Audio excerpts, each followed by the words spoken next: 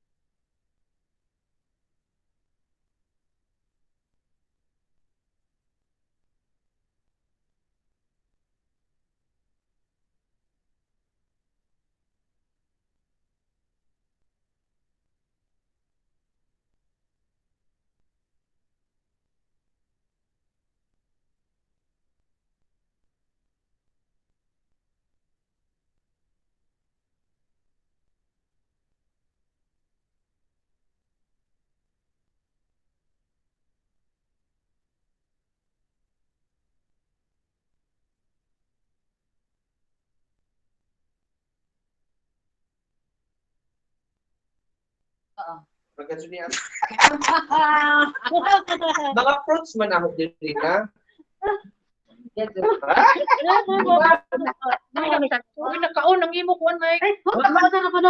Hello, good morning, ma'am. Good morning, sir.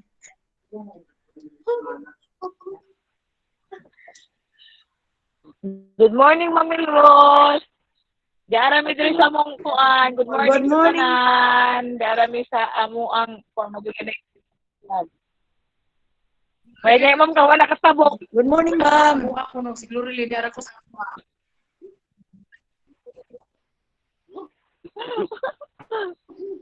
sa kanya.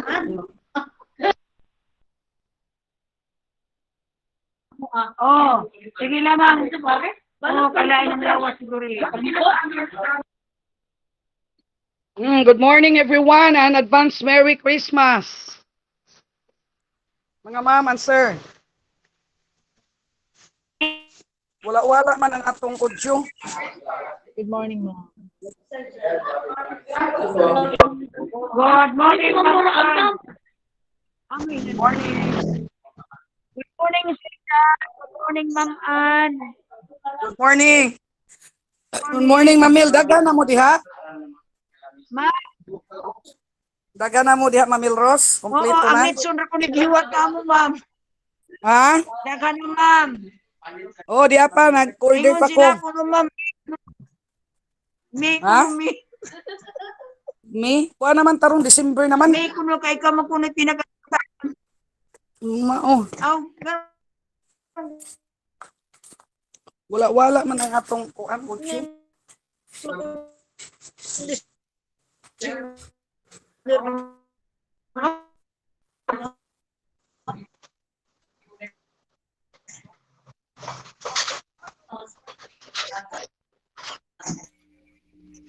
Good morning everyone. Wakas magsilin, ma'am.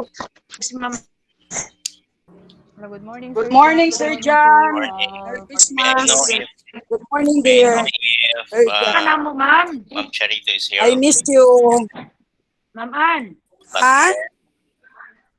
Oy, Wakas, Sir John. Merry Christmas, Good morning, Sir Ma'am John, King. our dear. Good morning and Merry Christmas to everyone. Babati ma'am, aga audio. Yes, sir. Mabati. Good morning, Sir John. Morning. Chief Lopi Papeleras is already here in our virtual platform. We are awaiting for the PSDS Charito Garcia to be in this virtual platform so that we can start our orientation. Before that, may I check if Good morning, Sir Chief Lopi. all the schools are represented or all the teachers are here already in their virtual platform. Quezon Elementary School, I have seen Mrs. Asan na to si dear?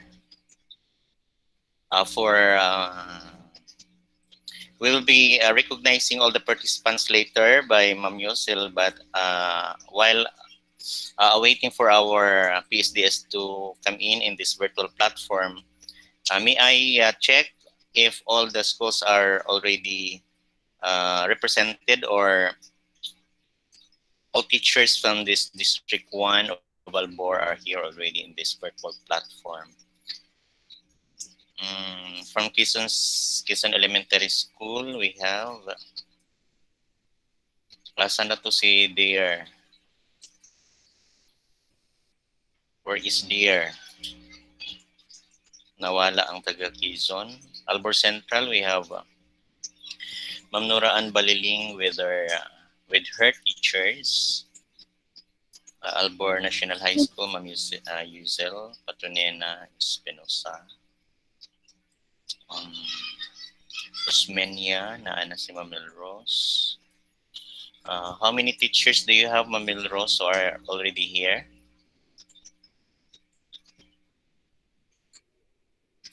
Okay, very good. All, sir. All, bagod nang makita ka pa na. On man sila, nag-online man sila dito. Pero usara ka. Dia miss sa school, Mamel. Tawnain me. For Dahil si Ma'am Sa, si Ma'am Des, si Ma'am Jubilee, and Tanan. very good. Kahayag Elementary School, naana ba si Ma'am Kuan sa Kita? Elementary School. Sir, good morning, sir. Good morning, sir. Present, sir. Good morning, sir. Okay, good morning. So make sure that all your teachers will be present for this virtual orientation. Naana ang Kuan, no, taga Kanihaan, si Ma'am Glorilyn Pergas. For Melody Curada, wala pa si Sir Kuan. Si Sir Saison. Magsaysay. Nanay taga magsaysay. Wala pa. Aureliano. Good morning, Sir Chief. Present, sir. Magsaysay, sir. Good morning, sir. Taga Aureliano na. Sir John, good morning. Okay, so naara mo nagtibo diha, di ay? Aureliano na anak, sir. Taga Claridel Elementary School. Oo, nag-uusap sir. Oo, nag-team po rin dito, sir. Aureliano, Magsaysay, Sir Lupi, good morning, sir. Kahayag.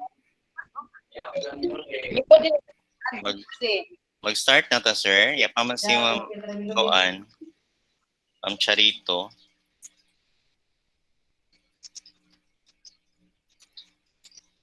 Sir John, good morning. Good morning, everybody.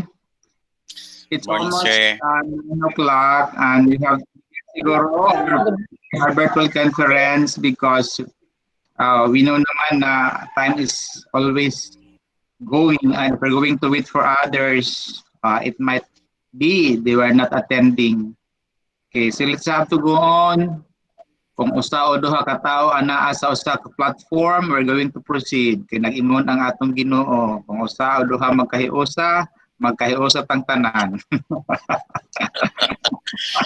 Okay, sir. Thank you, sir. So, mag-start na ta. Okay, so I'll be hosting this event for our virtual orientation.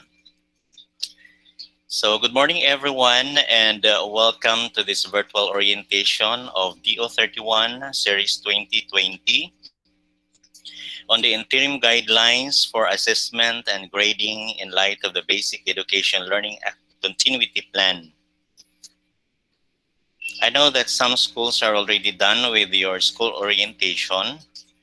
However, in order to have a synchronized understanding of these guidelines, our SDU through the Office of the CID is tasked to do the orientation and reorientation to some of this DO31 is specially formulated for this school year 2020-2021.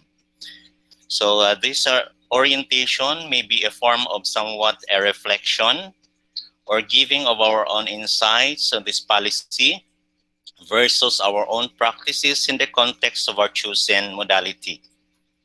So the flow of this orientation is we have 2 videos to be played that are prepared by our Bureau of Curriculum and Assessment, after which we'll be making some reflection and question and answer for clarification, and we'll be also discussing as well the summative assessment processes at the end of the session. So to start with, may I request Mr. Carl Linaga for the opening prayer.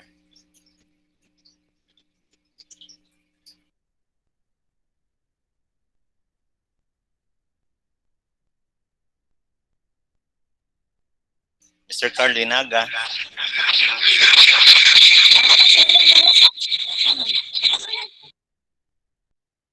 Hello? Hello, sir. Good morning. Hello? Hello, sir. Good morning. Hello? Hello, sir. Good morning. Okay. Okay.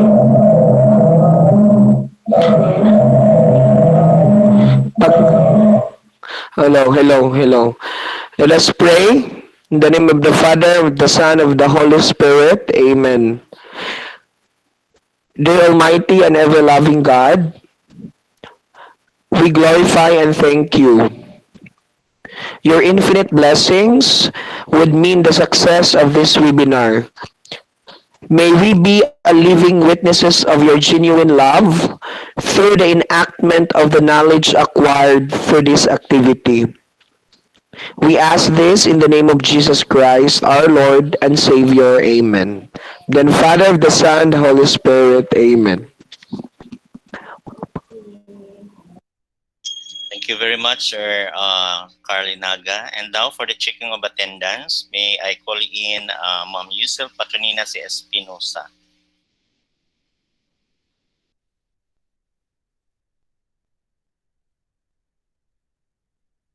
Ma'am Yusel.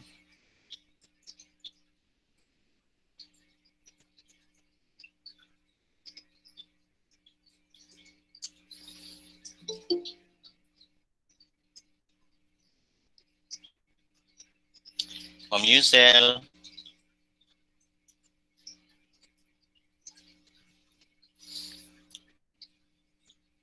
So since Ma'am Yusel has a difficulty in joining this platform, may I call Ma'am Milros Nuevo to take the place of Ma'am Espinosa for the checking of attendance. Thank you.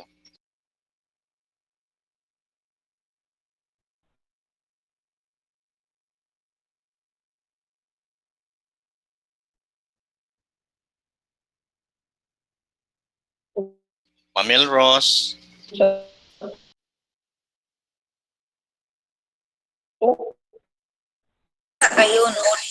Good morning, Sir John. Good morning, sir.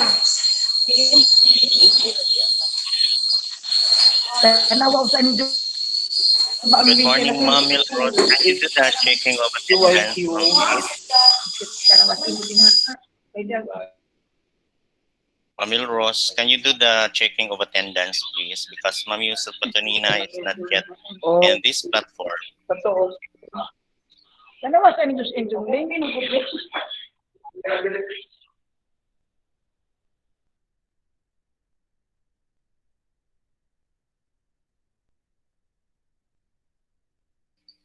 Okay, Ma'am, Yusel is here already. Can you do the checking of attendance, Ma'am, please?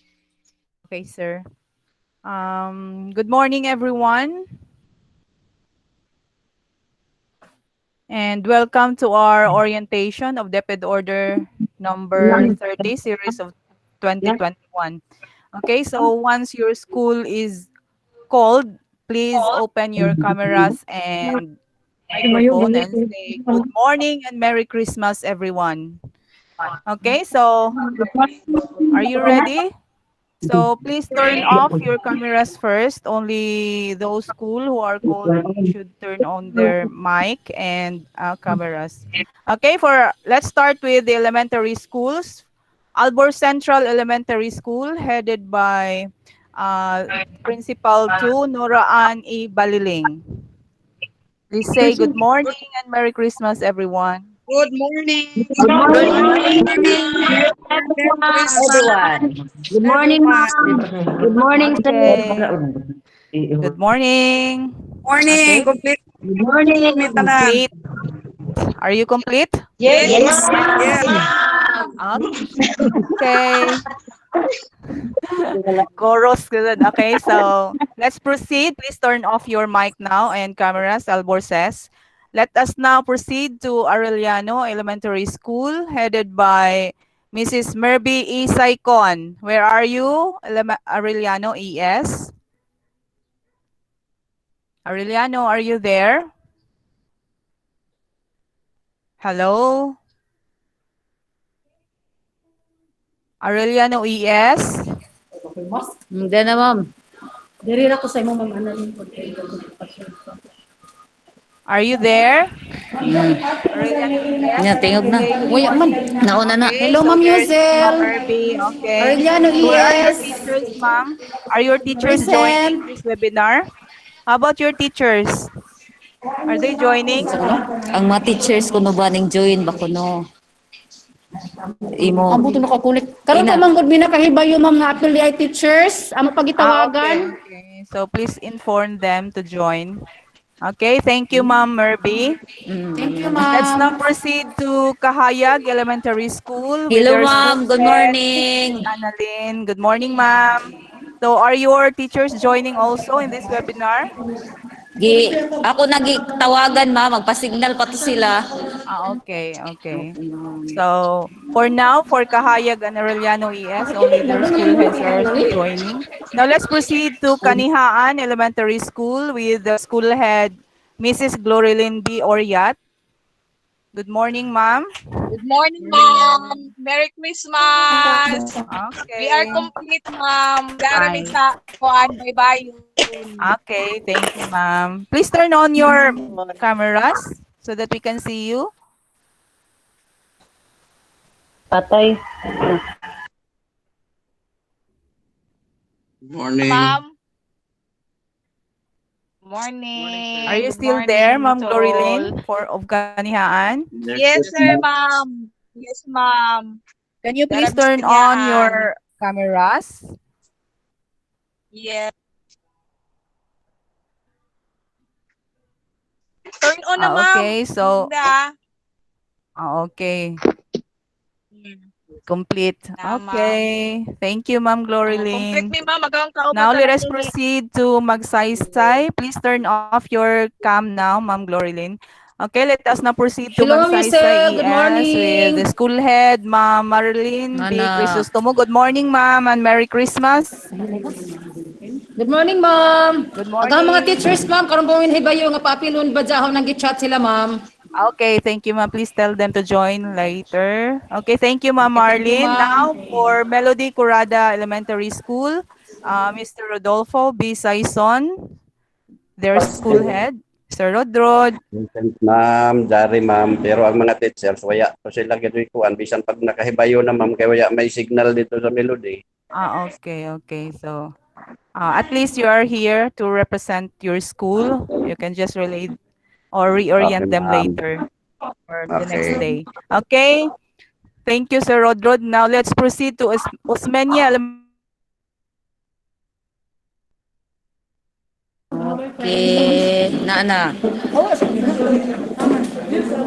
Nana ka, oh. Good morning, Ma'am Yusel. Doon ang speaker. Nauna mo na ba? Ma'am Yusel, good morning. Ambi na, di ko kabasti. Good morning, Ma'am Yusel. Waman. Waman. Kawaya, bagan sila. Diyan namin nagtingog. Good morning, ma'am. Kawaya sa mga user. Nagsige gani kong kuan. I'll acknowledge ya. Nara.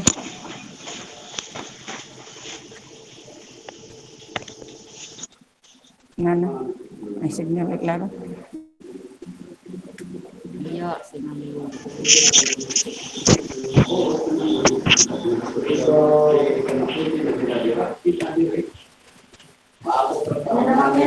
Nana, nana.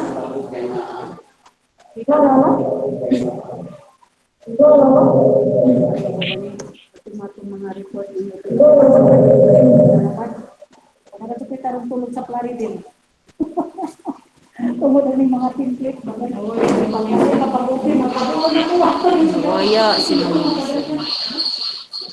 May I remind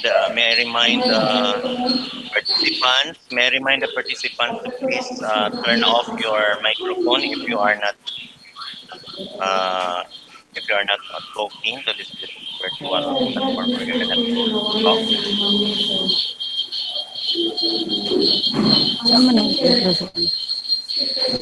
Asa microphone yan?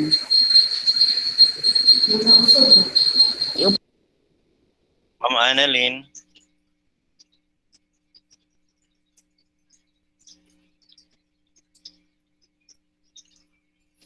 Okay, so wala man si Ma'am Espinosa. Hello, Continue sir. to check. Yes, yes, ma'am. Okay. So sorry Take it nang away. putol-putol man ang signal. Can we proceed, sir? Can we still proceed with the attendance checking? Yes. Yes, ma'am. Continue. Okay, so where were we? I was with Osmeña ES with Mrs. Melrose L. Añuenuevo. Good Hello, morning, Ma'am ma'am. Good Yusel. Good morning. morning. How about your Present, teachers, ma'am? Osminia teachers is in our school, Ma'am. They are only using one cell phone. Ah, okay, okay. So are they all around? There are three still. Papaduong pa, Ma'am, kay mo pa man ma-inform. Ang Ah, tulo. okay. Okay, okay. Thank you, ma'am. Okay, Thank you, now Ma'am let's Yusel. proceed to Plaridel Elementary School with the school head, Mrs. Christy Siliza. Hello, Ma'am Christy. Is Ma'am Christy around? I think I haven't seen her. Maybe we can proceed to, let's get back with Plaridel ES. Let's proceed to Quezon Elementary School with the school head, Mrs. Joy El Mercado. Hello, Ma'am Joy. Hello, Ma'am.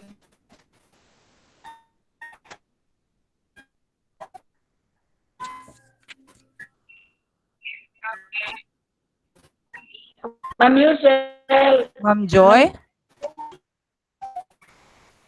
Yusel. Hello.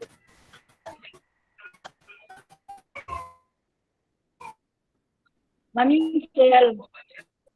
Hello ma'am, good Yes, ma'am. morning. Upat mi ma'am na naka-online na sila. Ang duha nagkuan pa, Can you still hear me, nagpa-load pa ma'am? sila. Yes ma'am. Yes ma'am Yesel, bati ka na ho. Ay, oo.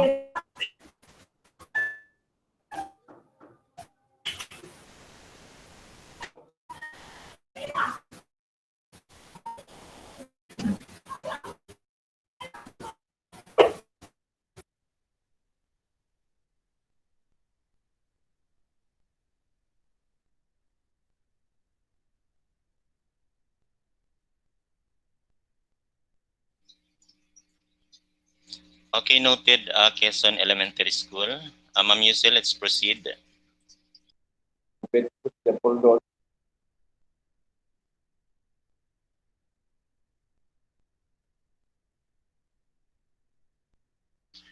Nawala na po si Ma'am Yusel. Okay, so natawag naman siguro tanan, no? How about ALBOR National High School?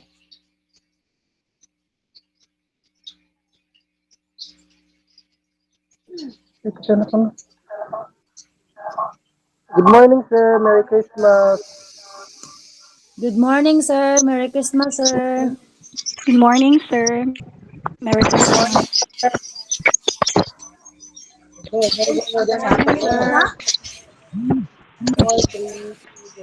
Morning, sir.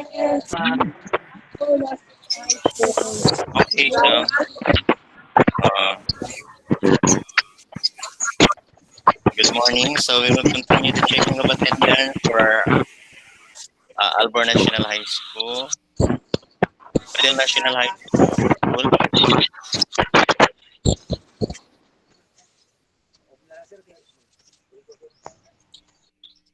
Plaridel National High School. Do we have representative from Plaridel National High School?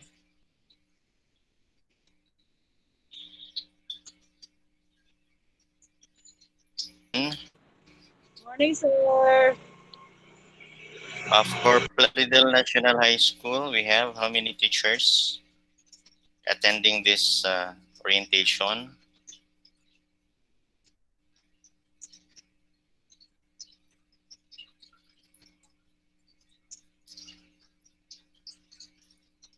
None? For Osmeña Santo Niño National High School, can you please open your microphone? Severy. Good morning, sir.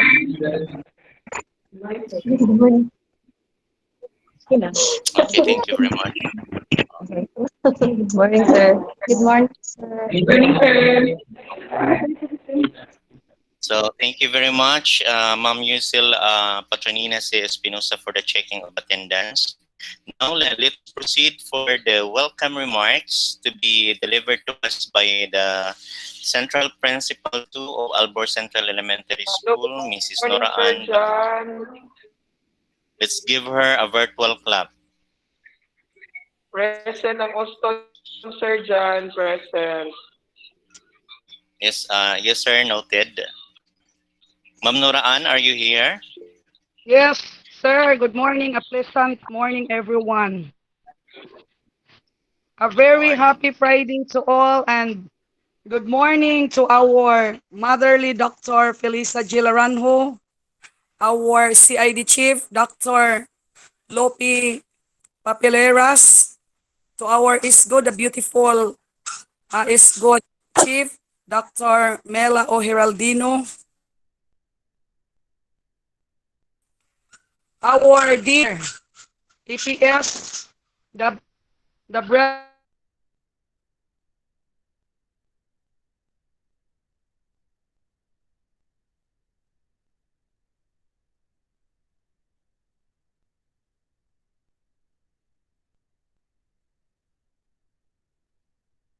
It is a great pleasure and that I welcome everyone.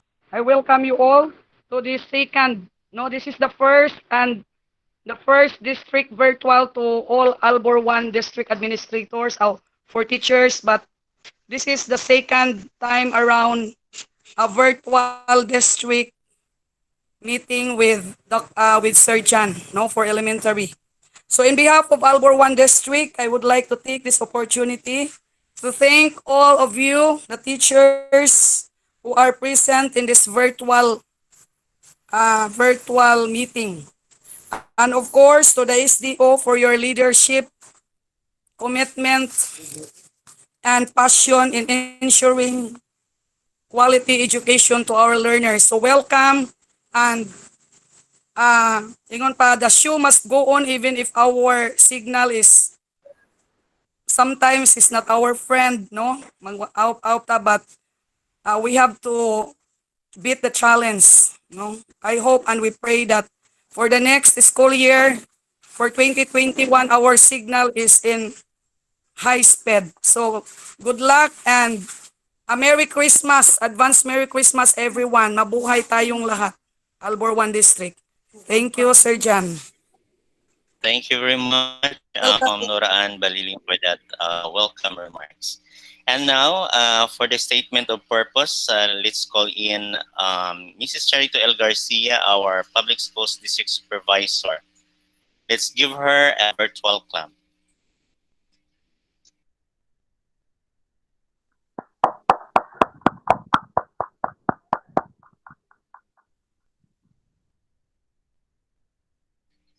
Ma'am Ching.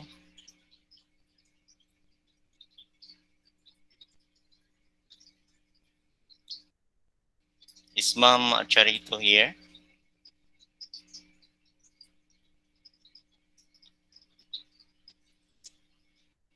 Is she around? Ma'am Ching?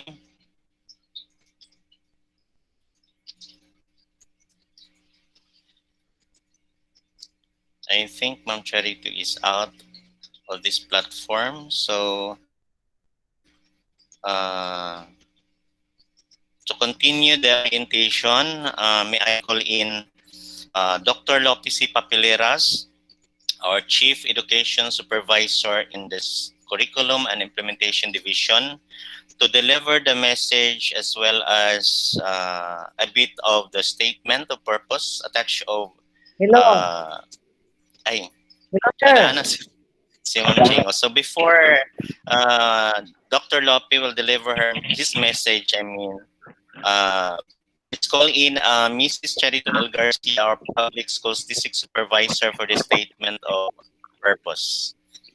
Again, let's give her a virtual clap.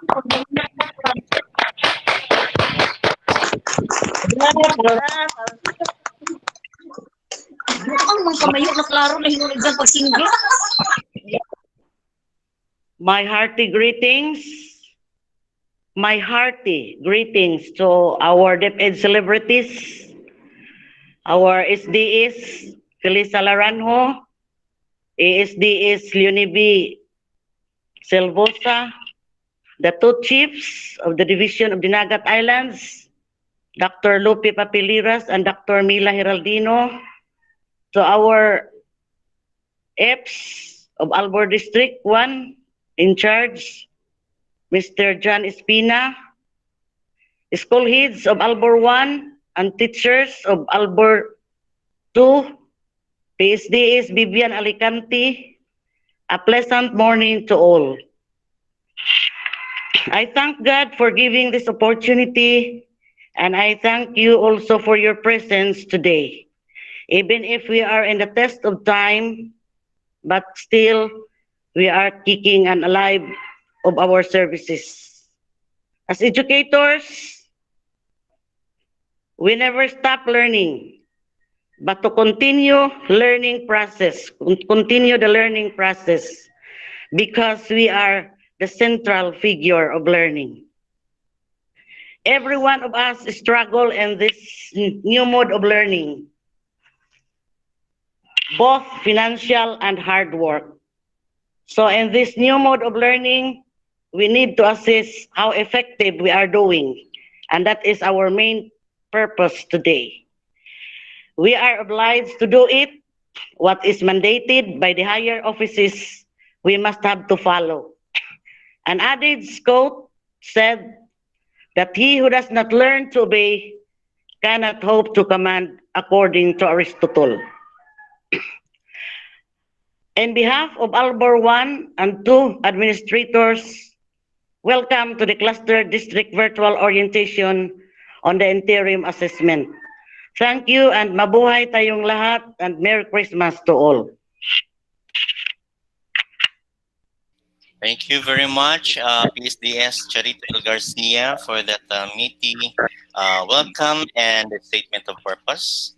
And to continue our orientation, let's call in Dr. Lopez Papileras, the Chief of the Curriculum and Implementation Division, for his message. A virtual clap for him, please.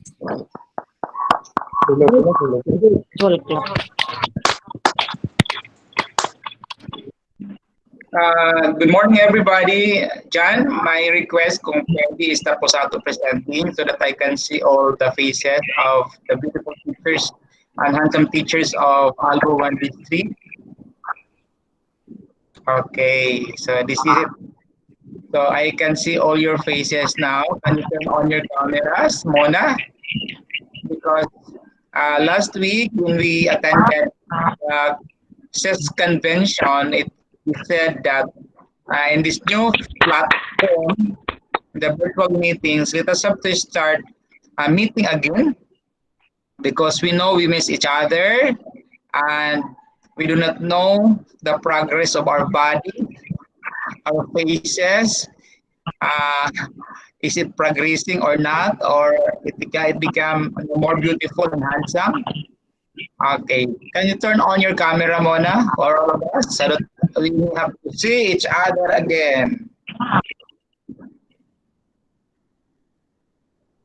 Indepit ning camera, sir. Itang ko nimo, sir. Okay. Yes, Ma'am Cha. Wow, yan si Ma'am Chareto. Okay, how about the others? Nagkagwapa? Nagkamaura gyapon ko, sir. Nagkurog ba ko ganina kay di ko ka mauna ko kuan sulti aw kanang pindot ug unsaong hibatian ko. Okay, sige. Thank you very much. Please turn off now your camera and your microphone so that we can start now. Okay, thank you very much. I would like to thank God for this opportunity that God has given to us. This beautiful day. We acknowledge Him for the graces that He bestowed on us, the sound health, the good weather, the good condition that we have, and also that we are still happy and enjoying the life of DepEd, especially in this pandemic. Although as we said, Sir John said earlier that the decade has bombarded with many tasks, but still we afforded ourselves to have this platform. This is another way on how to reach you, especially on giving updates, in giving information about DepEd, especially on curriculum matters. I believe that we are working hard just to accomplish what is given task, what are the given tasks to us. Okay. So today we're going to have another engagement. This is a cluster orientation of the Deputy Order number 31 Series 2021 on the interim guidelines for Ma'am Cha, pwede pa-off sa inyong microphone, kay mo feedback. Asa na picture pinduta. Ako ra diri usa. Dios amahan. Sa imong screen, i-check, sa itandog, pagkatapos na imo gawas nga microphone. Ayan, very good. O, mahibalo na. Sir Okay. Lobe. Sige, thank you very much. Ma'am Cha, so continue.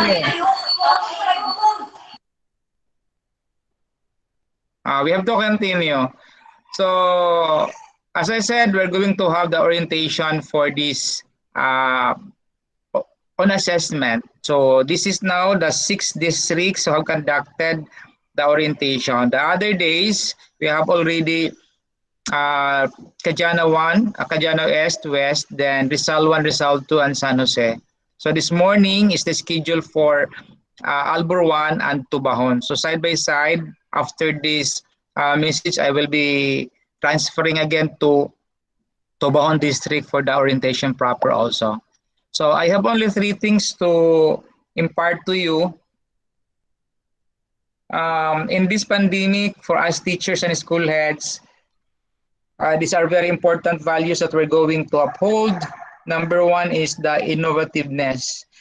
For us teachers and school heads, I know we should be innovative, we should be strategic, we should be critical on finding ways on how we're going to solve problem and make professional judgment in our context, in our school, in our districts. We faces many problems, struggles, sadness, but again, we're going to be innovative on how to go with it and how to solve these problems. Then the second one is on flexibility. This time of pandemic, let us be flexible. For us teachers, especially if, like for example, we failed to complete in the distribution and retrieval of our modules, let us have to be flexible. For us school heads, also let us have to understand, considerate, and be human for our teachers. I know, and we know the fact that they are working 24 hours, almost 24 hours, and they move 180 degrees just to complete the modules. And the distribution, the checking, the collating, taglaw pa ang stippling, and ceasing, recording, then other problems that they need, aside from their personal problem. But again, for us school heads, let us have to be flexible for them. Let us have to adjust because it's the new normal at this time. For us teachers also, let us have to be flexible with our students and our parents. If they cannot answer the modules, be it, and try to connect to the parents and discuss what are matters to be discussed, and also for parents. Let us not get angry for the parents that they are the one answering the modules, and let us have to be positive na lang that at the same time the modules help the teacher, help the parents to refresh, to review the competencies that they have acquired long years ago. So at the same time, they are learning and they are coming with a shortcut method in answering the questions instead of teaching their own children. But by now, they already adapted for some comments, feedback from the field. So nagkahinay na, and it seems that their children is not learning, and this time they are not the one teaching their children, although they are so busy also. Okay? And taglawang pa, if the parents cannot submit, cannot return the modules right away in the said schedule, be it later. So might be they have other works to do. Okay? So let us have to consider it and be human for them. So as long as at the end of the quarter they return their modules, or after the quarter because of the executive orders, the lockdowns that being implemented in our different municipalities. Again, let us have to be flexible. The third one is the resiliency. So let us have to be strong teachers. I'm so happy kay nasa ila emotions ng ALBOR Central Elementary School. They are so happy in greeting us. So meaning to say they are not sad. Okay? So in this time of crisis, let us have to be resilient. Stand strong. Be resilient against the sacrifices, the struggles, the sadness. Let us have to strategize in our own self how to mingle with this problem. Let us have to adapt how to solve decision or how to give decision on these problems. Okay? So we believe that God will give us enlightenment after this pandemic. So hoping that all of those statements, the three values that we're going to acquire, innovativeness, flexibility, and resiliency, be in us for us school heads and teachers. So I'll be joining you later. Ma'am Feli and ESDS will be joining you also later at any time at their own pace, because they have also some work to do, especially for the back. And Ma'am Feli is also working on how we're going to have the rapid testing, because all of us in the division office was required to have rapid testing before we're going to go back to the office, to our own office in the division. And the question is how we're going to have it, considering the unavailability of the rapid test. It is in the Surigao, it is costly, and it is personal. Okay, so that is one big problem of the division now. How we're going to have, especially on the accounting, on the people in the division office are not reporting at this time. It's only Ma'am Philly is reporting, and that is why she's so very busy. Okay, so my congratulations in advance for all of us, ALBOR 1 District. Thank you very much, Ma'am Charito, for your leadership, and all school heads. So we are going to more later. Mono siguro ni. Oh, nasa loob. Okay. Oh. Ano, ngit-ngit mo more. Kaya ko kita. So pa. Ma'am Clarisan, can you turn off your microphone? Ha? Ma'am Clarisan niyo. Ikaw rin po ko kayo. Okay. So again, Sir Jan, thank you very much. I'll be joining you later, Sir Jan. If you have some questions, just post it in the chat box ahead of time so that we can review the question, so that during the Q&A portion, we can address that one properly. So thank you very much and have a nice day for all of us. Hoping that we can have a good outcome for today, a common understanding for all the topics that we have discussed this morning. Again, thank you and have a blessed day.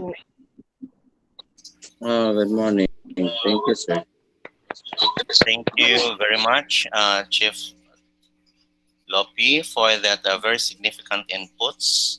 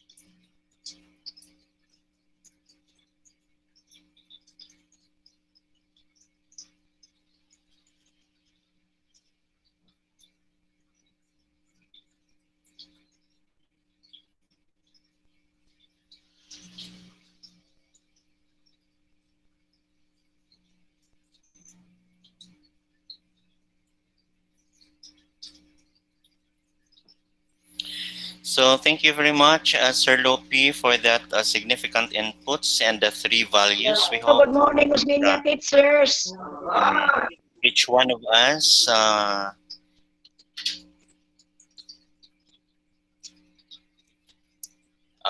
may I remind everyone that if you are not told to talk, please switch off or turn off your microphone, please. So thank you very much. And now, since our ESDS and SDS are too busy with their daily routine in the office, they may be joining us later on. So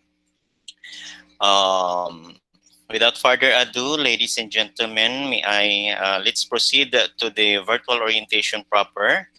As what I have told you a while ago, that we will be presenting to you two videos prepared by the Bureau of Curriculum and Assessment by the Central Office. And please take note that these prepared or canned videos, which will be delivered to us by our resource persons. The first resource person will deliver the topic on assessing student learning in lights of the BELCP, or the Basic Education Learning Continuity Plan, is a supervising education program specialist in the Bureau of Learning Delivery, Teaching and Learning Division.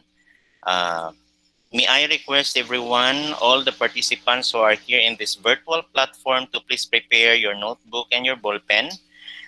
Take note all the significant inputs that Mr. Joseph Randolph will be giving to us.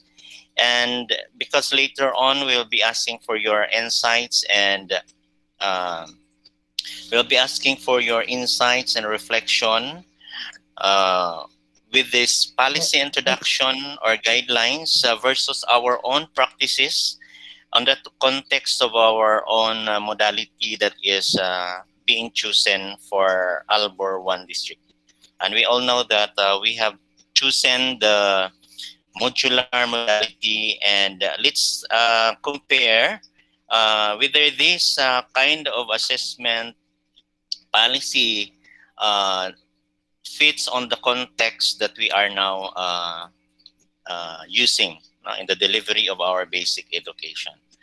So I hope everyone has a ball pen and notebook with you. So later on, we'll be randomly selecting people from this virtual platform to share. Okay?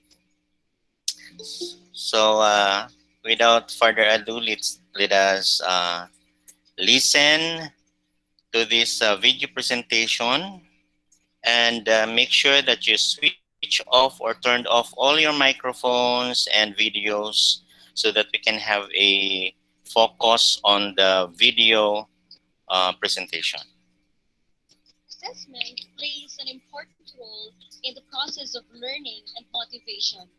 The types of assessment tasks that we ask our students to do determine how students will approach the learning task and what study behaviors they will use.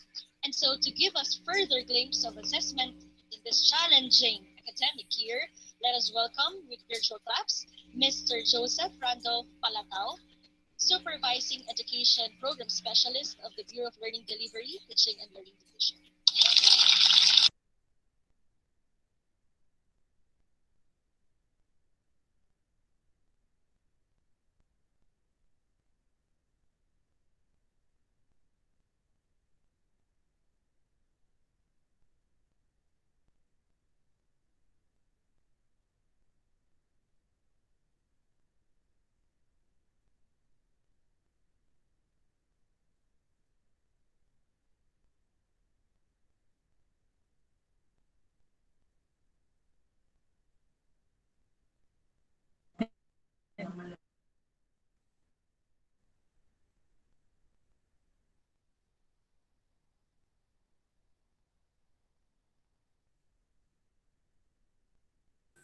Wala may sounds.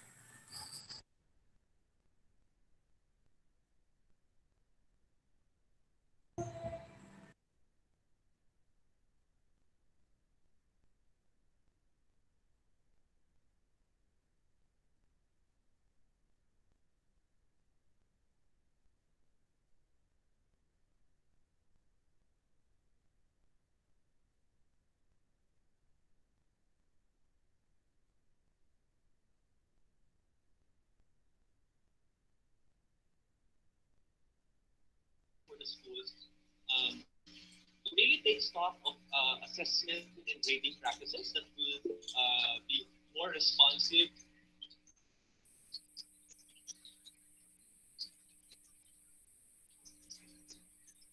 Audio check, audio check. Can you hear the audio of the video? Dili, sir. Yes, everyone can give me a feedback. Wala mabati, No, sir. sir. Dili Magwala-wala. mabati lang, sir. Magwala-wala man. Magwala-wala, sir. Okay, okay. Thank you.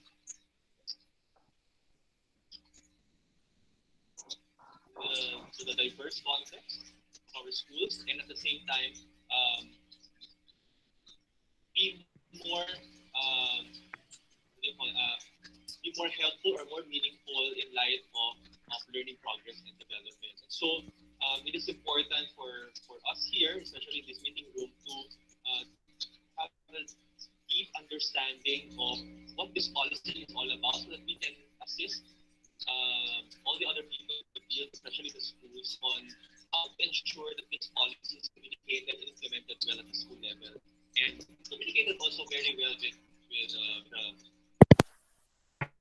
So as I mentioned, this policy is actually grounded on 5 principles. The first principle is that assessment should be holistic and authentic in capturing the attainment of the most essential learning competencies. Remember that the most essential learning competencies have been issued through DepEd Order number 12, Series 2020. And upon seeing all of these competencies, one teacher or groups of teachers or even schools might ask, how can we make sure that these MELCs are really assessed? And how do we make sure that learners are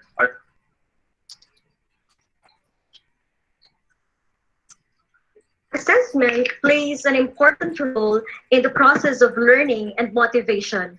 The types of assessment tasks that we ask are Assessment plays an important role in the process of learning and motivation. The types of assessment tasks that we ask our students to do determine how students will approach the learning task and what study behaviors they will use. And so to give us further glimpse of assessment in this challenging academic year, let us welcome with virtual claps, Mr. Joseph Randolph Palatao, Supervising Education Program Specialist of the Bureau of Learning Delivery, Teaching and Learning Division. Hi, good afternoon, everyone. Our team is very much delighted to see everyone here in this orientation, including our colleagues in the Teaching and Learning Division and the Student Inclusion Division, and of course, our colleagues from the regional offices and schools division offices in this cluster. COVID-19 is an invisible enemy, but we have clearly seen how it has disrupted the everyday goings in all sectors in our country. And so to mitigate the challenges of the current public health crisis on basic education, the Department of Education formulated the Basic Education Learning Continuity Plan as the governing framework for, and adopted it rather as a governing framework for school year 2020, issued through DepEd Order 12 Series 2020. And to supplement this DepEd Order, DepEd also recently issued DepEd Order number 31 Series 2020, which is the Interim Policy Guidelines for Assessment and Grading in light of the BELCP, to provide guidance on the assessment and grading procedures for this school year. And so as DepEd pursues learning continuity, it is important for the whole education system, not only for the schools, to really take stock of assessment and grading practices that will be more responsive to the diverse context of our schools, and at the same time, be more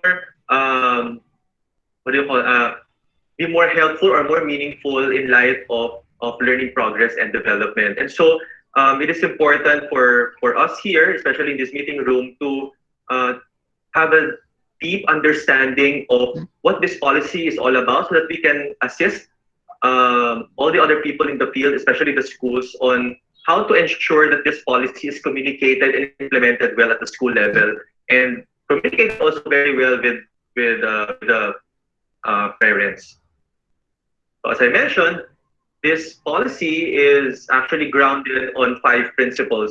The first principle is that assessment should be holistic and authentic in assuring the attainment of the most essential learning competencies. Remember that the most essential learning competencies have been issued through Deped Order number 12, Series 2020. And upon seeing all of these competencies, one teacher or groups of teachers or even schools might ask, how can we make sure that these MELCs are really assessed? And how do we make sure that learners are actually learning inside their homes, considering that with the current setup of distance and blended learning modality, one would expect some sort of or some sort of level of challenges when it comes to implementation, not only from the teacher side, but also when it comes to assistance coming from the parents. So how can we make assessment more holistic and more authentic? When we say holistic, we have to recognize that yes, we have the most essential learning competencies, but what should we actually be targeting? We must remember that learning targets are composed of, or should be composed of 3 basic things: K, U, and D. What should learners know? Letter K, what should learners know about what they are learning? So given this module, for example, ano yung dapat bang malaman ng mga bata at the end of this module? Ano yung dapat nilang alam? So what should they be knowing about this? Secondly, what should they be able to understand after studying this unit? So that's letter U, understanding. Take note that knowing is different from understanding. One student may be able to memorize a certain concept, but may not be able to really express it in their own words. And so that makes knowing different.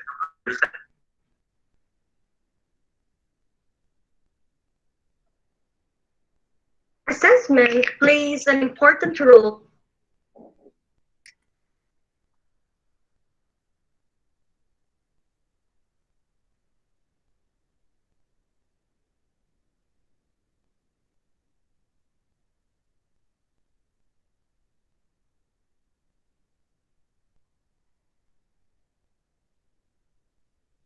Assessment plays an important that whatever a student has learned in terms of the knowledge and understanding expected from them, they should also be able to apply this in real life situations. That's the doing part.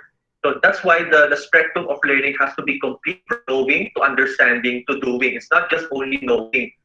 If the way the materials are crafted, and these are the ways that materials are crafted are just focused on developing knowledge, then we cannot really expect them to develop deep thinking or deep understanding, and only superficial learning of these concepts will be expected. So when we try to make holistic assessments, we are not only focusing on one end of the spectrum of learning, but we have to go through the whole thing from superficial learning to deep learning, or what we call surface learning rather. So it should be from surface learning to deep learning, from simple to complex skills to from low order to higher order skills. So teachers should be able to address all of these and target all of that. There's still quality learning, and the teacher will be able to get as much significant information as they can about student learning.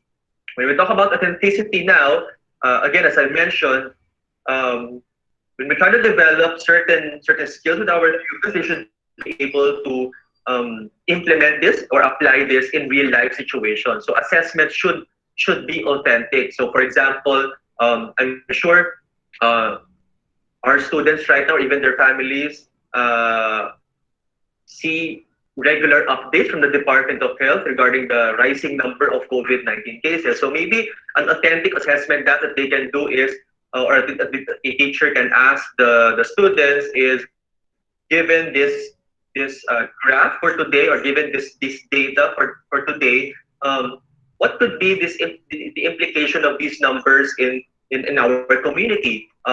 What kind of solutions can we recommend to at least minimize the impact of COVID-19 in our respective areas? So these kinds of assessment activities are actually, or should be, the relevant work that they should be doing. Schools must realize that not all activities or not all work may be considered relevant work. There's only a limited number of time that the students will work on something per day. And there's also limited time for the parents to guide the students in their assessments, in answering the activities. So time must be maximized, and so the work that should be given to the students must be relevant. Relevant meaning it should be both holistic and authentic.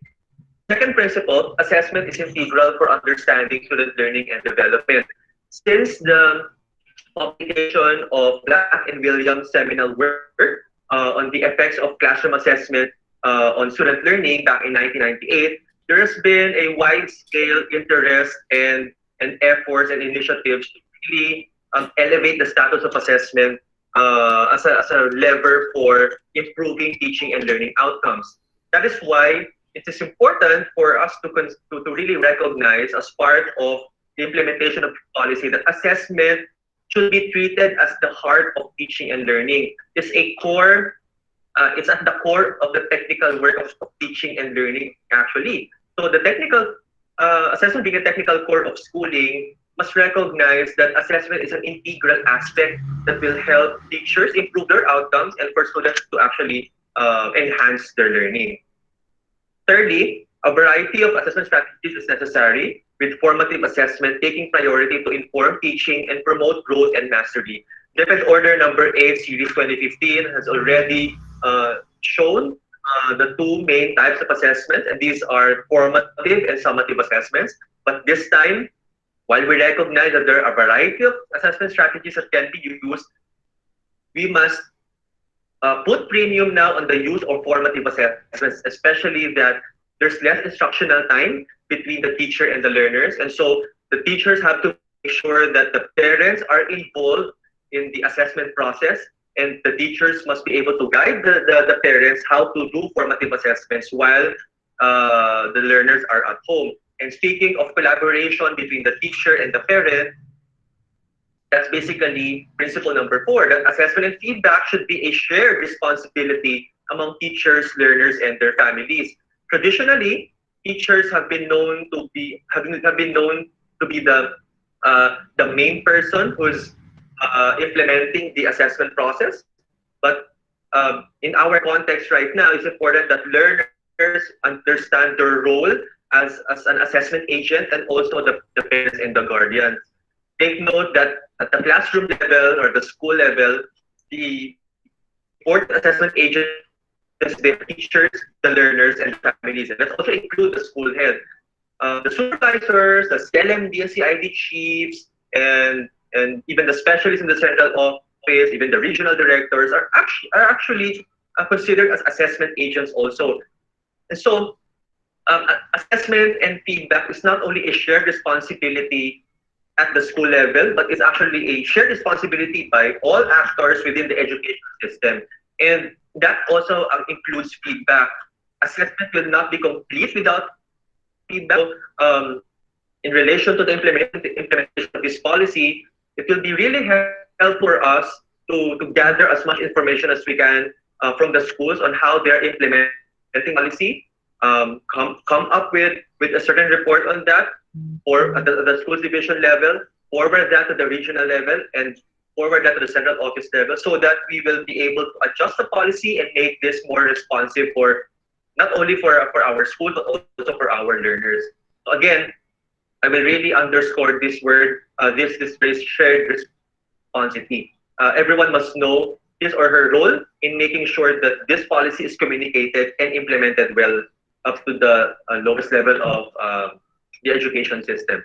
And lastly, assessment and grading should have a positive impact on learning. Again, I mentioned a while ago that as DepEd pursues learning continuity, it is important that we take stock of assessment and grading practices that will have positive consequences on learning. So it is vital that whatever practice that the teachers will implement this school year in relation to assessment and grading must take into consideration the context of the learners and their families, and make sure that there are appropriate adjustments and considerations done so that the learners will not be too pressured, too stressed, and they will not feel so much burden when it comes to being assessed by their teachers and their parents. Right? So if we just stay true to these 5 principles in this policy, then we are not seeing any problems or issues when it comes to meeting the desired outcomes of this policy. And these outcomes are the following. Number 1, to ensure that all learners are fairly assessed and graded in the continuation of education during this. Again, if we are able to analyze the diverse context of our schools and our learners, and with due consideration with sa context or situation na ginagawa nila, then the teachers will be able to use or will decide fairly on how they will grade the students or even assess them properly. Second, to emphasize that learning standards shall be attained with provision of reasonable leniency and considerations for potential difficulties met by the learner. Again, even if it's really challenging this school year, should not forget that we're still aiming for quality education and quality attainment of the learning standards. But then again, as I've been repeating since the first slide, schools, especially the teachers, should be able to provide reasonable leniency and appropriate considerations of the context of the learners so that they are fairly assessed, and yeah, they will. There's going to be more inclusive and more equitable assessment and grading practices implemented in the school level.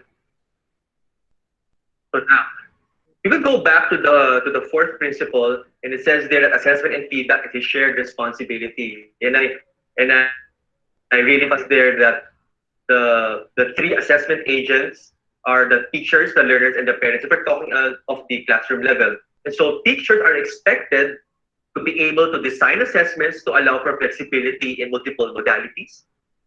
Second, communicate to learners and parents or guardians the design and standards of grading the assessment. This is to make sure that whatever tasks are given to the learners understand the expected outcomes, and then the parents also understand what necessary support they're expected to give the students. Remember that parents should only guide the learners in accomplishing these assessment tasks, not actually be the ones who will directly answer the assessment task. And I'm sure you've seen in your newsfeed, in your respective Facebook accounts, yung mga memes na showing parents answering the modules, and then yung mga anak nakatingin lang. While we can pwede expect na joke lang yun or stage lang yun, pero we're not really sure, baka nangyayari talaga siya, nangyayari siya ngayon.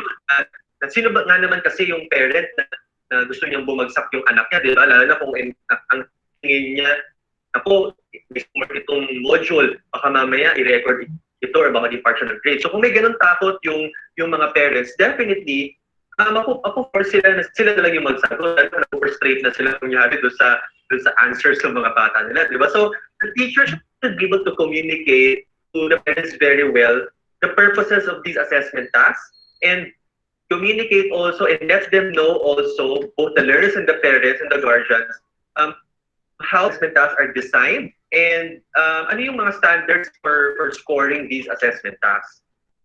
Third, set up mechanisms to monitor and record progress remotely, because there's less instructional time between the teacher and the learner, and yung parents yung mas madalas kasama sa bahay ngayon ng mga bata while learning at home.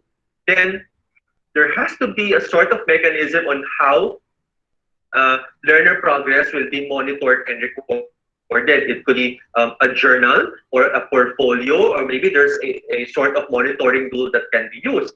So again, when this is properly communicated, the learners and the parents will understand na my teacher really wants me to learn, so kaya niya gustong i-monitor yung natututunan ko bawat araw, or on a weekly basis, or on a monthly basis, something like that. Fourth, teachers are expected also to give timely, constructive, and relevant feedback. Again, feedback is an essential part of the assessment process.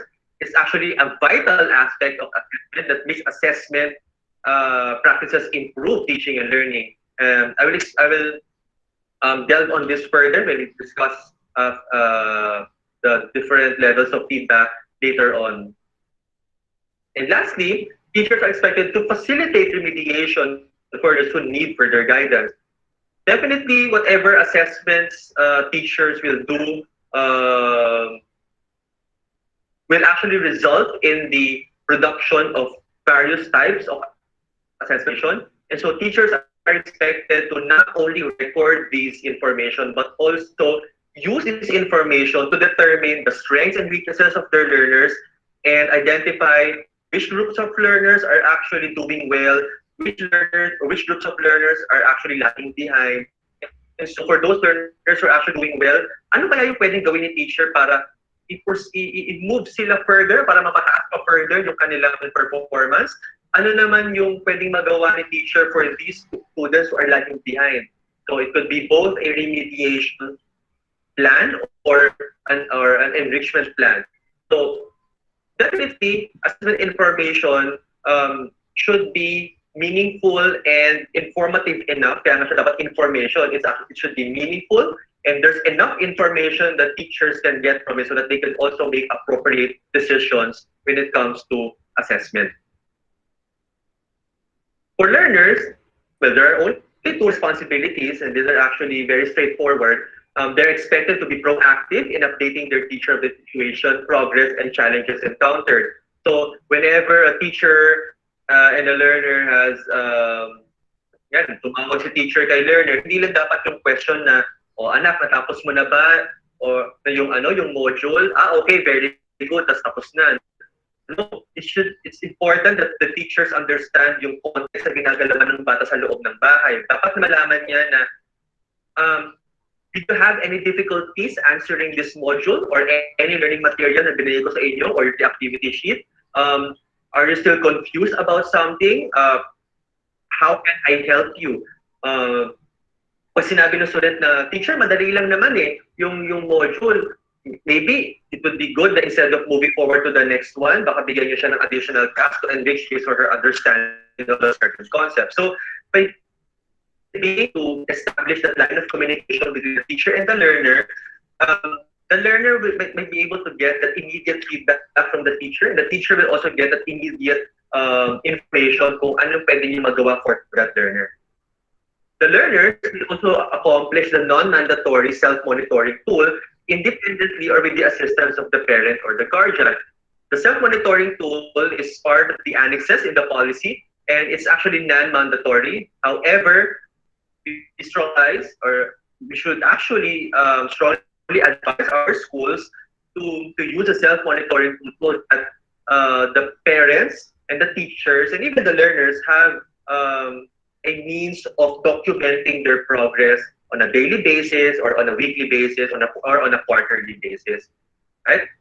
And this can be done independently, especially if we are really trying to develop independent learners.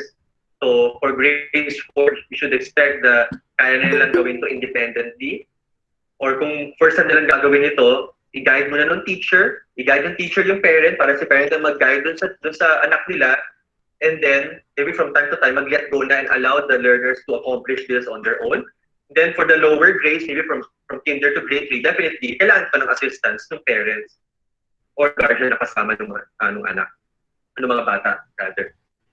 For parents, it's almost the same with the responsibilities for learners, and parents and guardians are expected to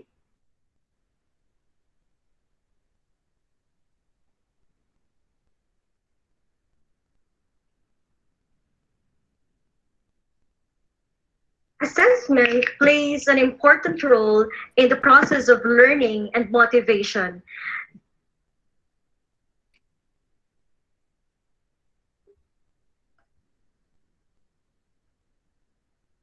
Sorry for the interruption. Maglisod ko pag-present nga video lang kay laptop ng kadali. Just wait. Wait sa kadali rata ha. Break sa kadali.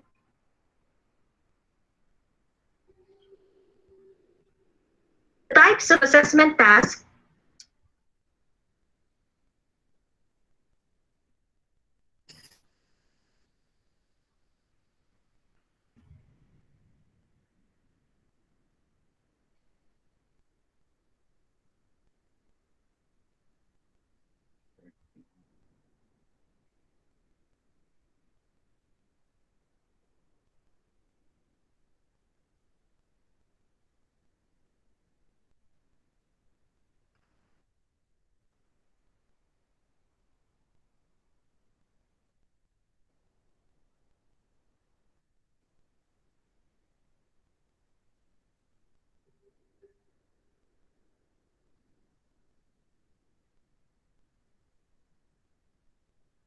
asynchronously.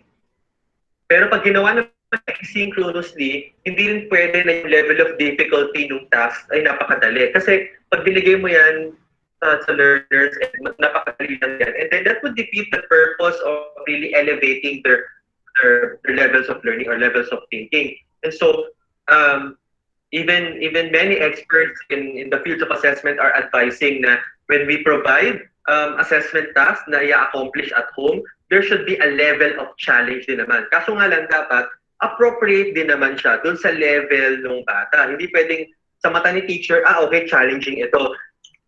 Yun pala, hindi pa ready yung bata na i-accomplish yung task na yun. So, if we stay true ulit dun sa psychological principle that underpins Debit Order number 8, Series 2015, we have to take note also the learner's zone of proximal development. When we say zone of proximal development, ito yung level of mastery ng bata na 50%, pero 50% chance na kaya na niyang gawin yun, may 50% na chance na hindi. Meaning, etong level of mastery na to, yung portion, ito yung aspect na kailangan niya muna ng tulong with ng parents, for example. Ngayon, appropriate yung assessment activities and even the instructional activities na binibigay sa mga bata, then that's the time that well-developed na yung skill ng bata, then mag-move siya ngayon from a level of dependence to that certain zone of independence, which we call zone of actual development. Okay? So that's actually an addition to how assessment activity should be designed. It's not just about okay, aligned to sa most essential learning competency, but we have to take into deep consideration yung learners natin, ano yung context nila, ano yung level of mastery na meron sila ngayon, or ano yung certain skills na meron sila at present. And so when choosing the appropriate assessment methods, you should also take note of the following questions. So these questions are provided to facilitate thinking about how to choose an appropriate assessment method for different purposes. Kaya ngayon yung number one. Number one question is, what is the purpose of the assessment? Ako yung teacher, is my purpose to gather assessment data para malaman ko kung ano yung mga next steps na gagawin ko para matulungan yung bata and yung parents niya. Or am I collecting or am I aiming to collect assessment data para meron akong ma-record and compute for grades? Or am I collecting assessment information para malaman ko yung strengths and weaknesses ng mga students ko prior to giving them the modules? So, depende sa purpose ng student, ng teacher, doon niya ma-determine kung ano yung method na gagamitin niya. Second question, what will be assessed? Ano nga ba yung target ko? I think I mentioned this already kanina. Am I targeting content standards or performance standards? Am I targeting KUD? Am I targeting knowledge? understanding, or skills. Diba? If your aim is to assess the content standards, definitely you're aiming to assess knowledge and understanding. Kung may skill man dyan na mini-measure, medyo limited lang din. Pero meron pa din at some point kahit na yun yung tina-target mo for content standard. Pero if you want to assess the performance standard or the skills, then there's another appropriate assessment method for that. So, pwede rin naman na pwedeng hindi lang K, U, or D. Pwedeng lahat yun gusto mong i-assess at the same time. So, depende yun kung paano yung gagawin teacher na mas comprehensive yung assessment task na ibibigay din niya. Third, which method would best allow learners to demonstrate what they have learned, considering their learning modality?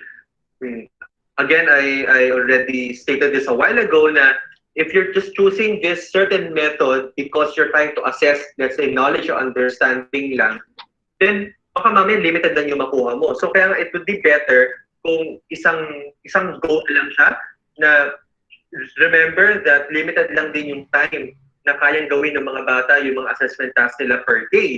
Lalo na kung 8 yung learning areas na meron sila. So instead of bombarding them with so many activities to do in addition pa sa assessment task, kailangan mag-isip mabuti ng teacher, ano yung assessment task na pwede kong malaman ng doon lang sa task na yun, ano yung alam nila, ano yung naiintindihan nila, at ano yung kaya nilang gawin given yung kanilang alam at naiintindihan. Right? So if you notice, I kept on repeating that KPD as yung components ng mga learning expectations, because primarily that's how we can actually make our assessments more holistic given the context that we have. We should not only focusing on the lower end of the skills that we're trying to develop, kasi posibleng madali lang yung para sa bata, but that will not actually help them later on. So assuming na bumalik na tayo sa face-to-face instruction, kung puro low-order thinking skills lang or low-order skill sets lang ang na-develop natin, definitely, malaki ang hahabulin natin for this school year.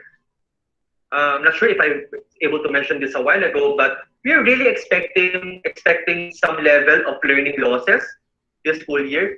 Kasi marami nga naman nag-a-adjust pa rin sa distance learning or blended learning, o meron man nag-blended learning. So, the learners are adjusting, the parents are definitely adjusting kasi ngayon parang main na teacher sa loob ng bahay. And the teachers, I'm sure, are still adjusting.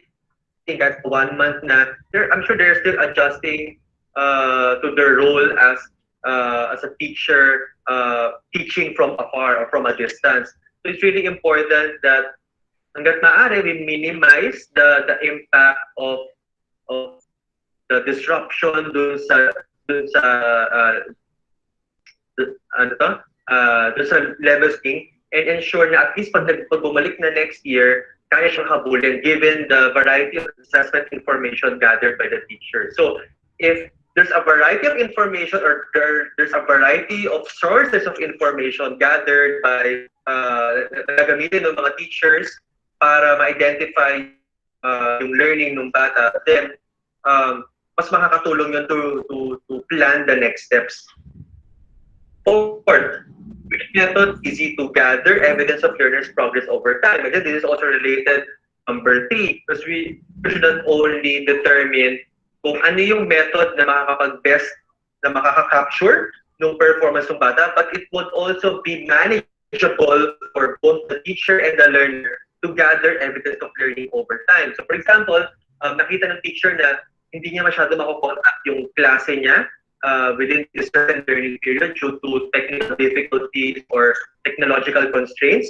So maybe pwede niyo usapin yung parents na or encourage the parents to keep a portfolio of learning artifacts para magkaroon ng opportunity sa teacher na makita niya yung portfolio, he or she can see na within this learning period, nag-progress siya or within this learning period from week 1 to week 4 na notice ko na mataas yung performance niya sa una pero sa last 2 weeks hindi. Bakit kaya?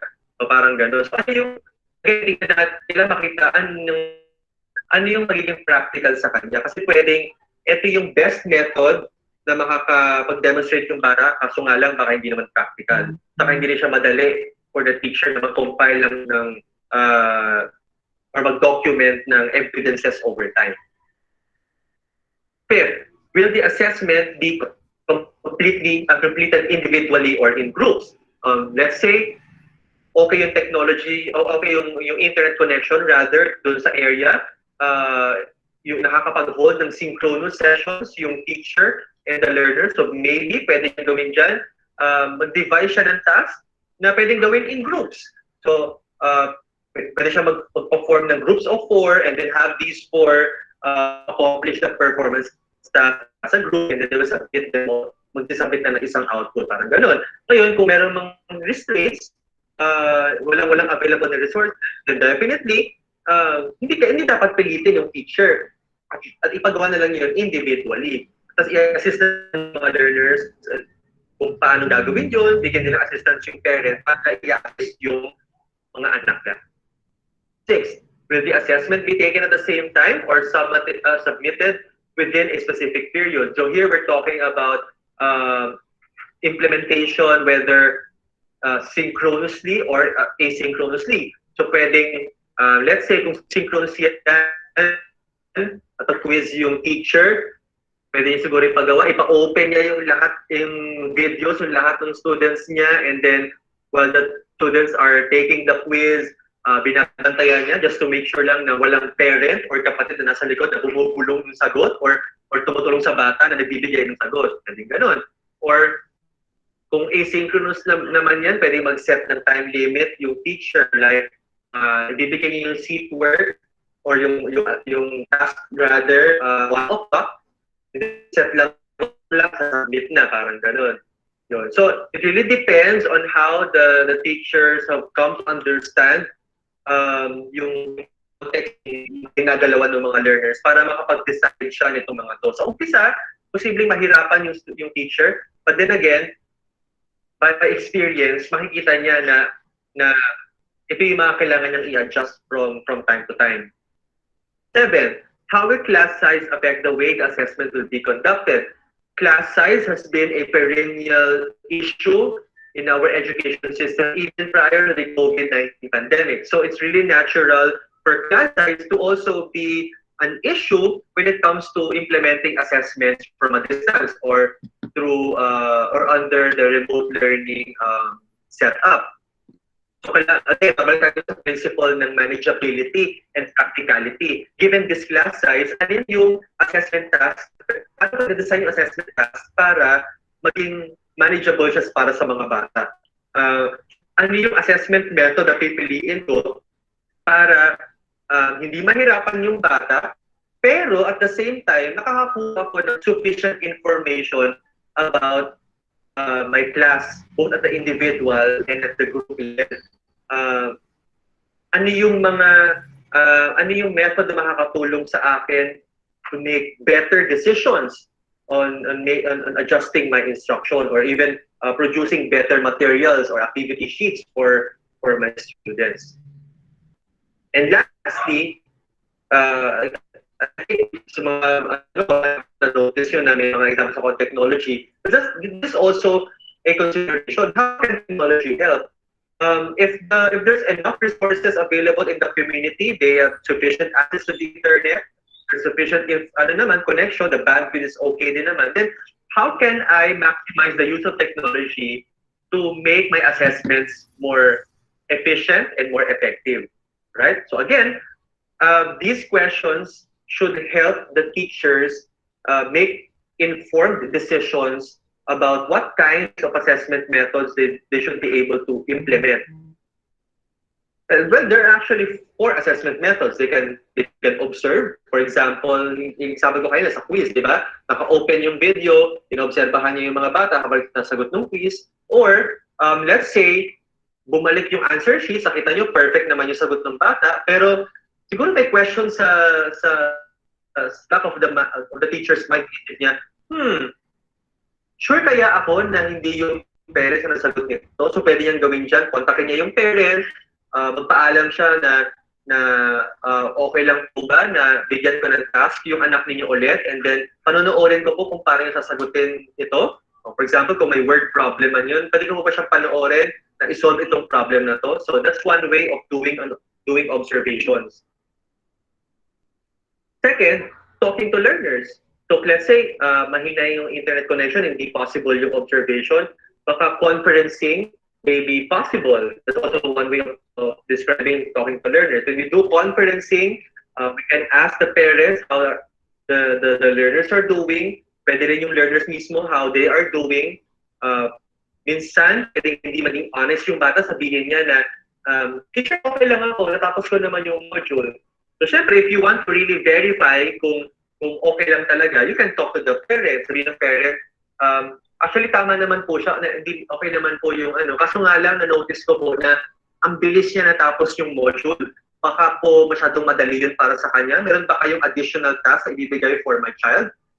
Or pwedeng, I noticed na nagsastruggle siya sa ganitong page. May pinicturean po ako na part noon na kung saan siya nahihirapan. Pwede ko po ba isend sa inyo and then give me advice kung ano pwede kong tulong sa anak ko? So, pwedeng ganun siya na dynamic between the teacher and the parent. So, kasi kung ano lang talaga, kung passionate lang yung teacher at pati yung parent na tulungan yung bata, they will really make sure that their communication lines are open. And they will try to find creative and innovative ways to really help the learner. Third, analyzing products. Kanina, pwedeng, kasi ang performance standard, the student should be able to write a paragraph on the following. Example lang naman. So, syempre, pag bumalik yung output na yon dun sa teacher, makikita niya mismo na, okay, I can see that this student was able to write well, however, ganyan. So, sa the margins ng output, pwede siya maglagay ng feedback doon. So, para pag binalik niya agad yung papel sa bata, makikita din ng bata na, okay, I got this score, but this score makes sense to me because of the feedback na binigay ni teacher. Ganun lang siya. So, sa part ni learner, nalaman niya kung ano yung pwede niya pang i-improve dun sa output na binigay niya. Si teacher din, natututo din siya na, okay, kahit pala hindi kami nakikita palagi ng student ko, by analyzing the certain product or output niya, I can see how the learner is thinking about what he has understood. So again, kanina babalikan yung mention ko na windows and doors na yun yung kasing limitation lang kapag multiple choice items or selected response items kasi. Pag nasanay tayo binibigay natin ay multiple choice items at tumama siya sa letter, nagkamali siya sa letter A, anong ibig sabihin ng mali sa letter A? Ibig sabihin ba nun na kung mali siya sa letter A, automatic makukuha niya yung tama sa B, C, or D? Kung tumama naman siya sa letter A, what does this tell about him or her dun sa aspect ng hindi niya sinagutan? Posible kaya na meron siyang misconceptions kahit na nasagutan niya ng tama yung items na yun. So, yun yung ganung limitation pag selected response. Unlike when the students are required to produce something, produce a certain output, and you'll see directly ano yung possible misconceptions niya, saang parts no expected performance siya talaga nagkakamali, na-identify niyo kung ano yung portion na kailangan siyang i-correct right away. And lastly, yung test, which could be a combination, which should be formulated using selected response type, multiple choice, true or false, matching type, or pwede rin constructed response, both closed and open-ended response types of items. Again, may mga limitations itong mga to. So, kung pipiliin ni teacher na mag-multiple choice, merong advantage naman na gumamit ng multiple choice items, pero kailangan din ma-recognize niya ano yung disadvantage nun. So, kailangan as part of teaching, as part of the responsibilities of teacher din, ng pag-design ng assessments, ma-weigh niya yung advantages and disadvantages nitong mga assessment methods na to. Then again, I would like to caution everybody na this is a list of assessment methods, hindi naman required na kailangan gawin ng teacher in just one go. Again, pipili lang din sa teacher kung ano yung appropriate na para sa mga bata niya, appropriate for that competency, at appropriate din dun sa in terms of kung alin din pala dito yung manageable para sa kanya. Kasi we have to recognize that assessment has a no one size fits all approach. Just like any other teaching approach, there's no one size fits all approach. And so if we are familiar with the concept of differentiated instruction, there's also the concept of differentiated assessment. And when we differentiate assessments, it can be done in three ways. We can differentiate content, we can differentiate by process or by product. And again, these things may not be new anymore to the teachers. This may not be new to us anymore. Kailangan lang balikan natin yung mga previous natin resources to be refreshed on these matters. Because to be able to really respond to the diversity of learners is to be able to differentiate both instruction and assessment. Now, how do I know if child is actually learning? Well, definitely, Level Order number 8 has already put forth these two ideas, these two main types of assessment, which are formative and summative. Yes. And when we say formative assessment, this is a process that involves teachers using evidence about what learners know and can do to inform and improve their teaching. And so here, very closely, this involves teachers using assessment information.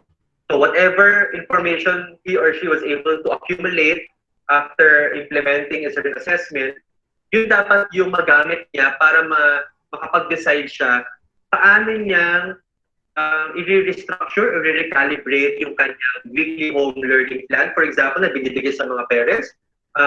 Paano niya i-recalibrate or redesign yung mga assessment tasks na ibibigay niya later on.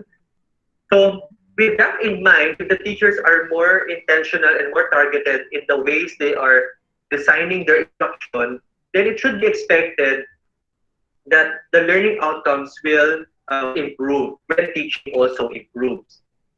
The second portion of the definition of formative assessment in Depth Order number 31 is that formative assessment, through the teacher's immediate feedback, enables students to take responsibility for their own learning and identify areas where they do well and where they need help. So here, kinukuha naman natin yung perspective ng bata.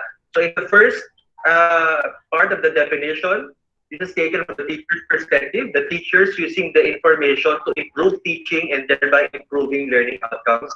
And here in the second part, we're looking from the student's perspective, where the students are using the assessment information to improve their learning. So, kakaroon dito ng more proactive role yung students, and they are expected to take control of their learning. And this is what is expected from them, especially at this time that they are undergoing remote learning.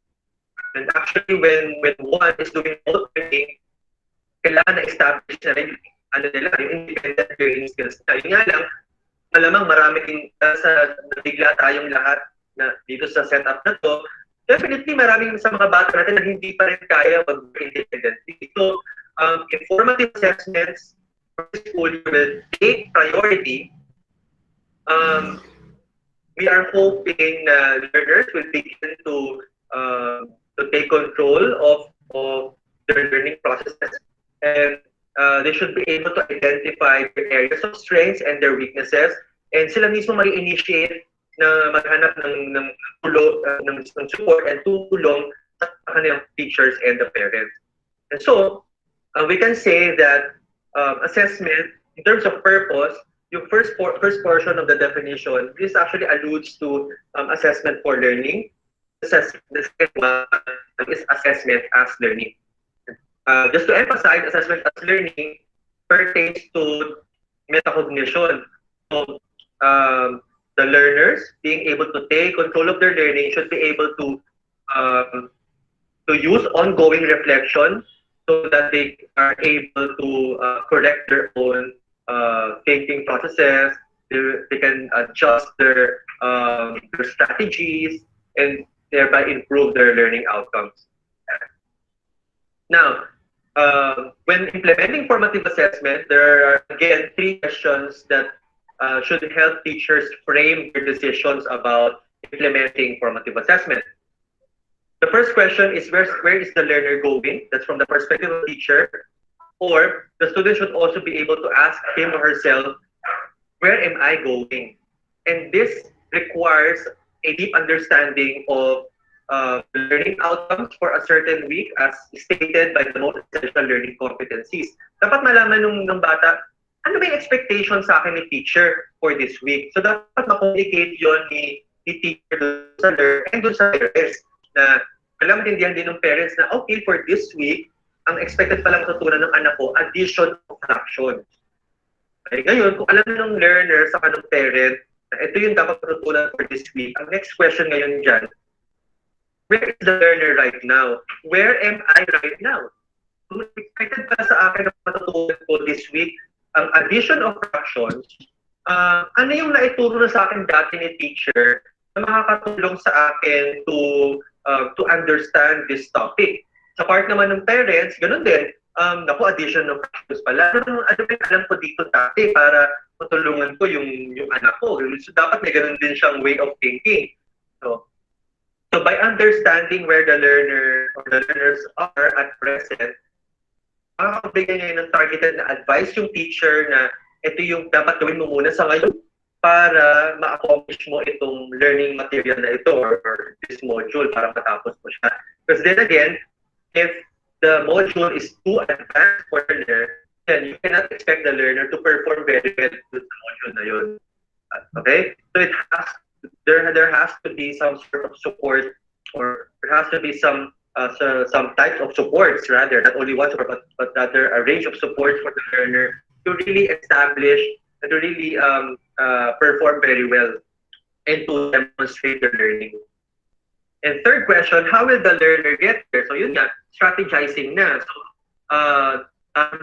that's actually bridging the gap between where the learners are going and where the learners are right now. So as you explained ko kayo ng zone of proximal development, doon papasok ngayon itong third question na given na ito yung kayang gawin ngayon ng bata at present na may assistance, ang aim natin matulungan yung bata na ma-reach itong learning targets na kaya niya ma-accomplish to on his or her own.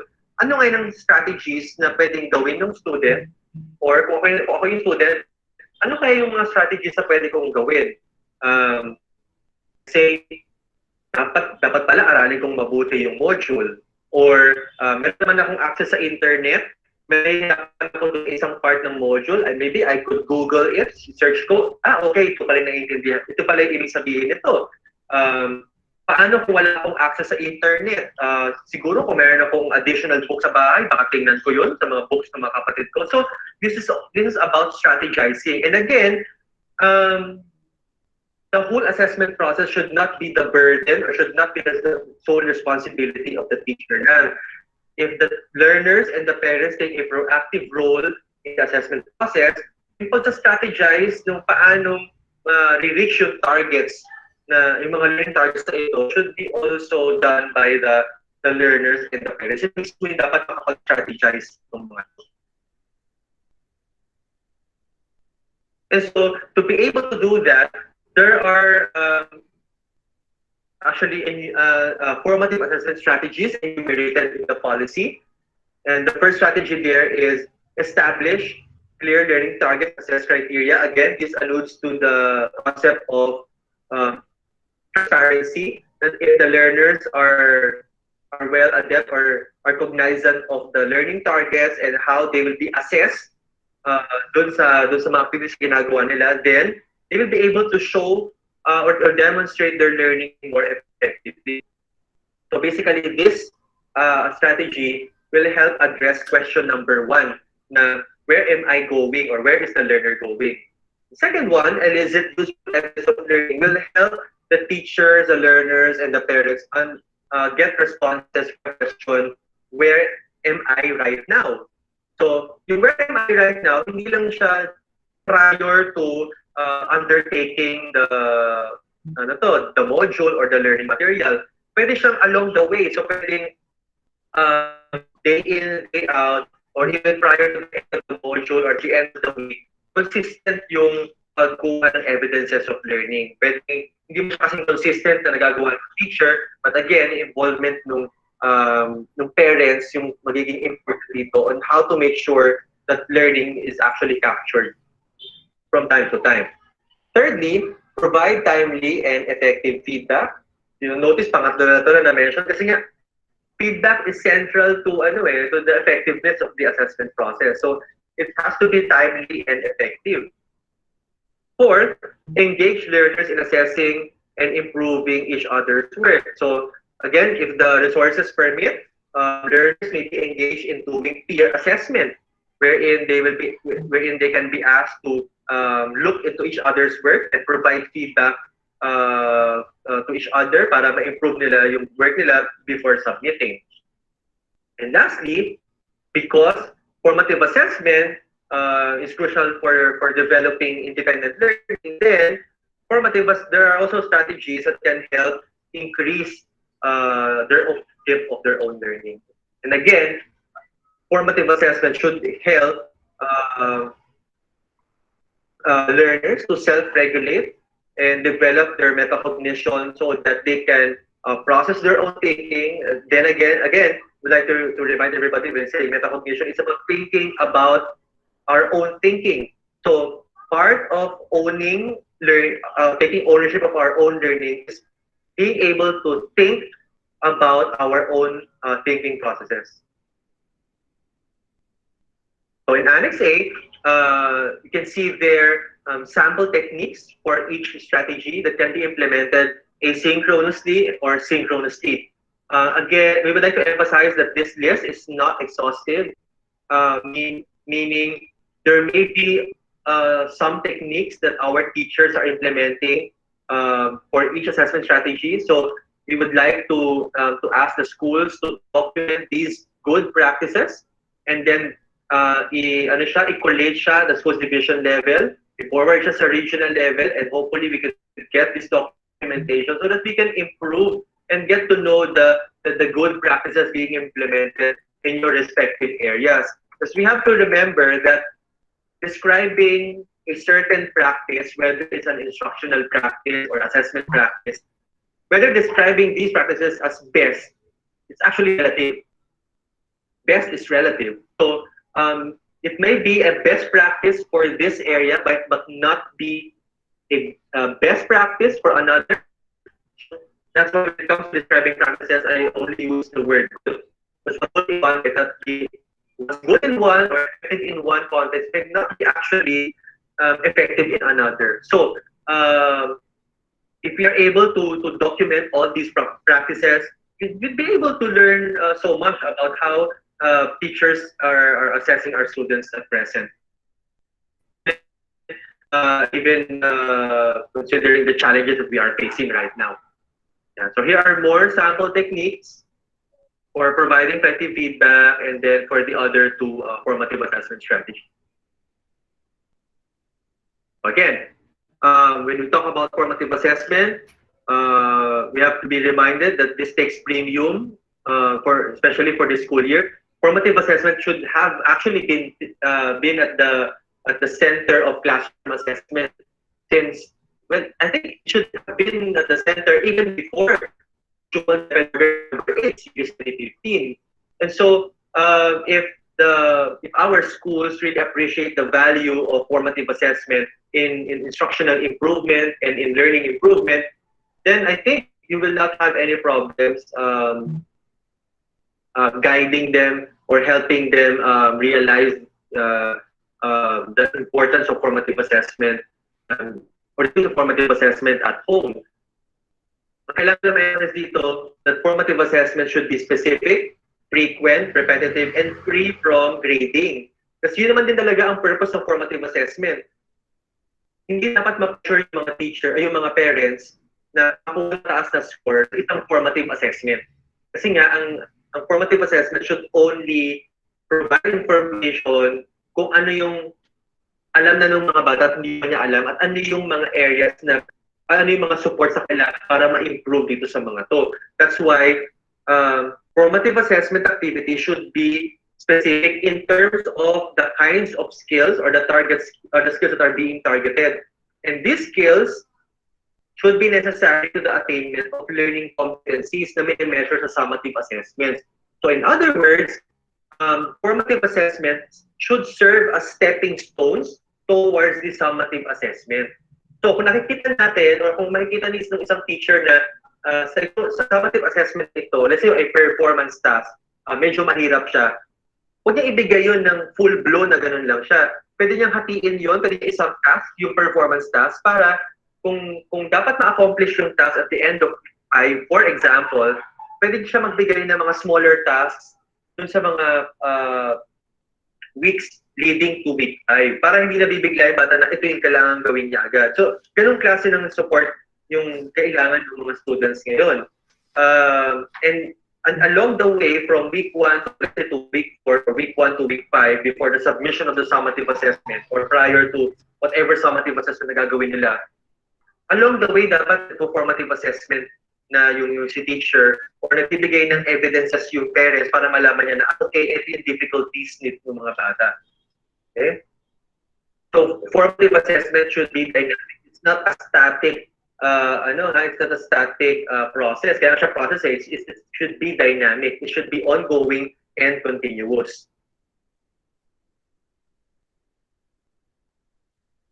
Now, we all know that summative assessment is done, usually done at the end of the learning period to measure the extent to which learners attain a certain level of mastery. That's why this is different from formative assessment. Kasi ang aim ng summative assessment, malaman niya kung ano na yung na-achieve ng bata. Kasi ang purpose of summative assessment, o yung assessment information pa nagagaling kay summative assessment, will be used to compute the grades. Ganoon na siya eh. So, para ma-make sure na hindi mag-fail yung bata at the end of a learning period as evidenced by the summative assessment, formative assessment should come in to assist and provide the necessary help. Yeah. That is why summative assessments are known to be assessments of learning. Kasi nga, dine-determine lang natin kung ano yung level of mastery ng bata. And for this school year, summative assessments will be of two types: written works and performance tasks. For written works, it is expected that these shall be implemented to assess essential knowledge and understanding through quizzes and long or unit tests. Take note that there's an emphasis on quizzes and long unit tests and also knowledge and understanding. So primarily, if you're targeting to assess content standards, then definitely the written works will be of good use for that purpose. And so, if written works will be the summative assessment to be implemented, then or to be conducted, then it should be designed in a way that diverse yung levels of thinking na involved, and items should be distributed across the cognitive process dimensions. And if you can still remember, the CPD or the cognitive process dimensions are enumerated in Deped Order number 8, Series 315. And these cognitive process dimensions are actually representative of the revised Bloom taxonomy from remembering to creating.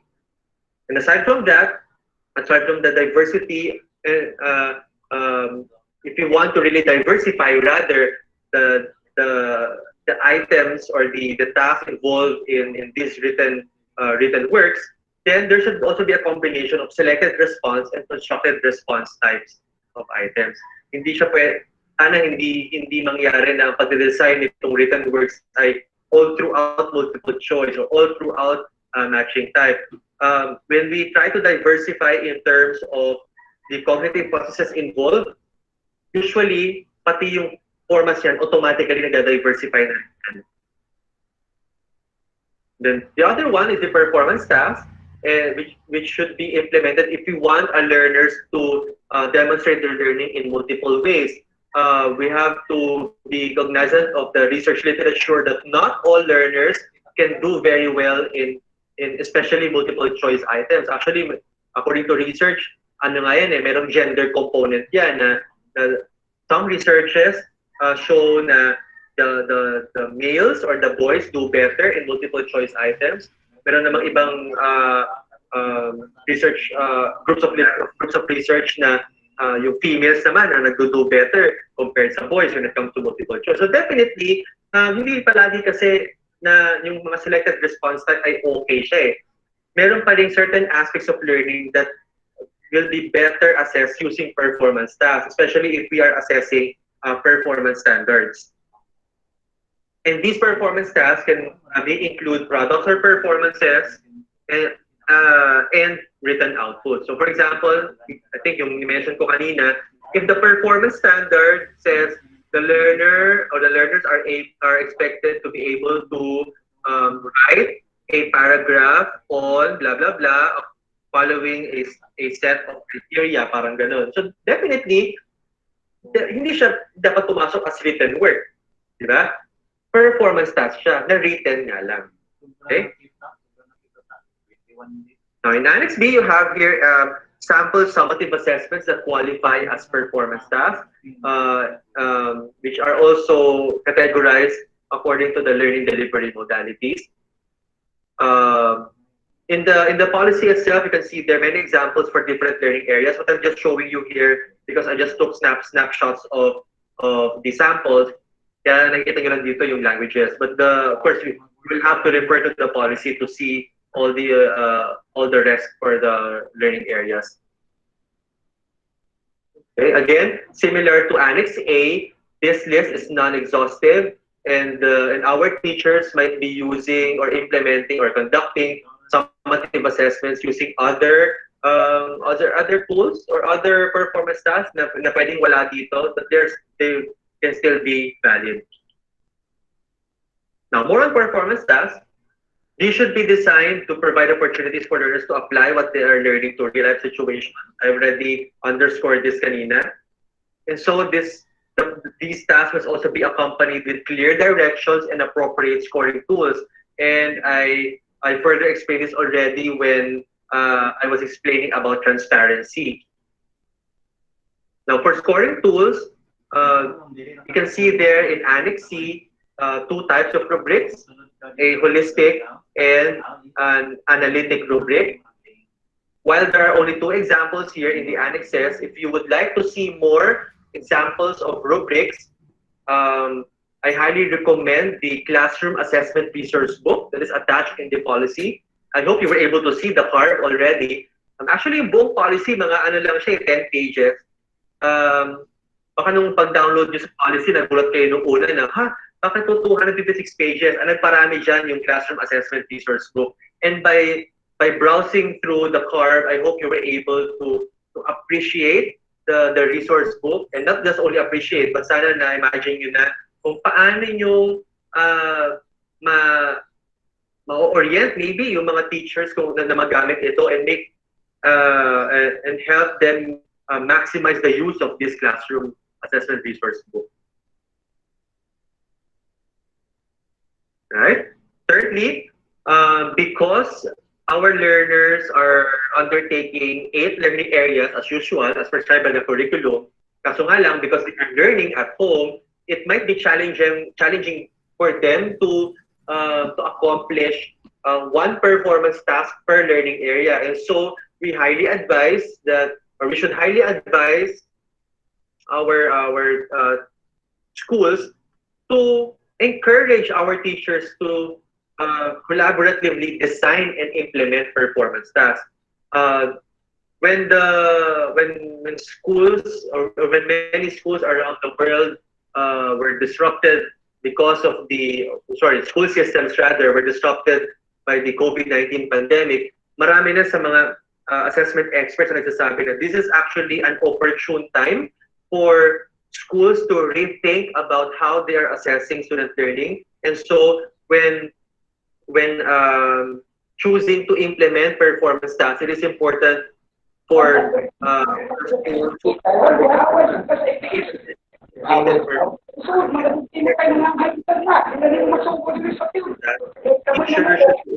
collaboratively design and implement these tasks.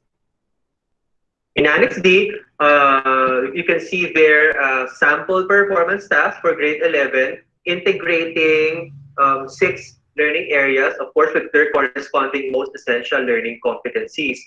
Baka ang tanong nyo ngayon dito, paano ngayon yung scoring yan? So for example, upon looking at the most essential learning competencies, the math, science, and the English teacher were able to determine na, uy, for this week, meron, parang nakita natin, o parang may nakita tayo na common theme na pwede tayong magsama-sama. So, pwedeng gumawa yung tatlong teachers na yon ng isang performance task, pero iba-iba yung targets ng tatlong yon. So, for example, si English, ang target niya yung grammar. Ang target ni science teacher, yung ability ng learner na magamit ng scientific method to respond to the task. Tapos si math teacher naman, ang focus niya yung computational thinking or yung computational skills nung mga bata to respond to the task. So because iba-iba yung targets ng mga teachers, definitely iba-iba din yung rubric nila. Iba-iba din yung scores na gagawin nila. So, ganun din ang mangyayari dito sa sample na to. Because this involves different subjects having different learning competencies sa tinatarget, iba-iba din syempre yung scoring dito.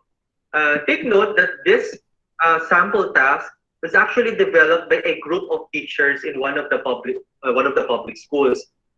And they designed this task using the GRASS model: the goal, role, audience, situation, product, and standards. Due to time constraints, we really don't have enough time to unpack all of these things kasi nga orientation lang naman ito ng ating policy. But we're assuming and we're really hoping na everyone in this meeting room are familiar with this already, given na marami na rin tayong training sa inatendan, especially nung rollout ng K-12. I'm sure na-present na rin ito nung national trainings, nung primary trainings siguro na-mention na rin ito. So, this should not be new to us anymore.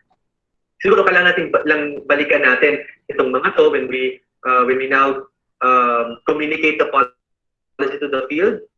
We should ask them also to go back to their drawing boards, go back to their references or whatever materials that they have para ma-refresh yung memory nila about this. And lastly, on performance tasks, it's expected that teachers when this perfect. So let's pause the video for a while as we acknowledge the presence of our SDS, Felisa Laranjo, CISO 6 to deliver her message. So everyone, please welcome our SDS, Felisa Laranjo, for a message. Let's give her a virtual clap.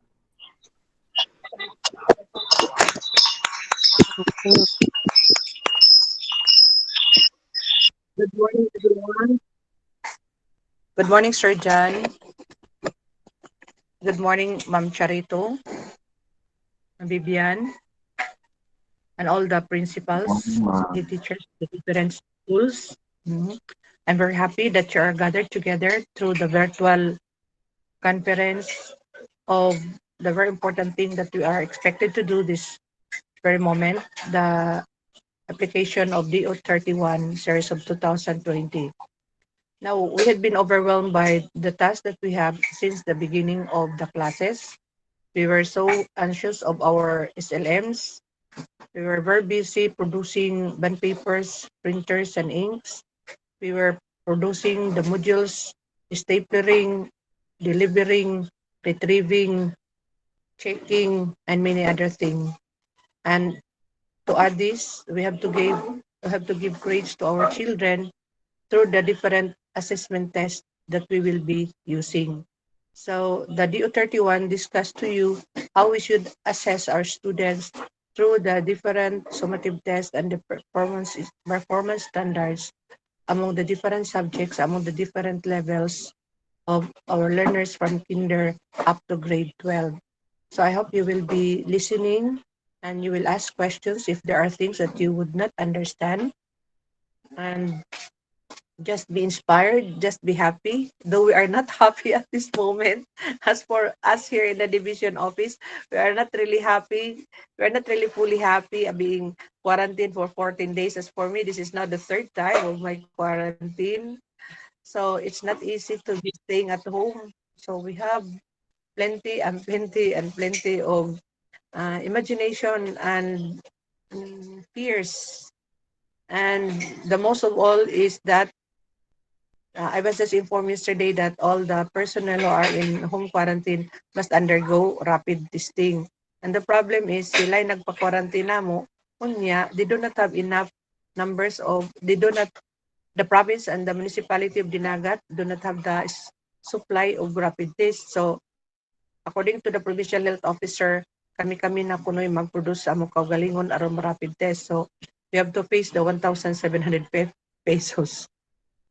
That's also the problem encountered by teachers who are going home to Surigao City by this week or next week for a vacation. So, dili pagawason kung may rapid test. So, you have to prepare for 1,007. So, that's why I'm really very worried about the situation of the personnel of the division office.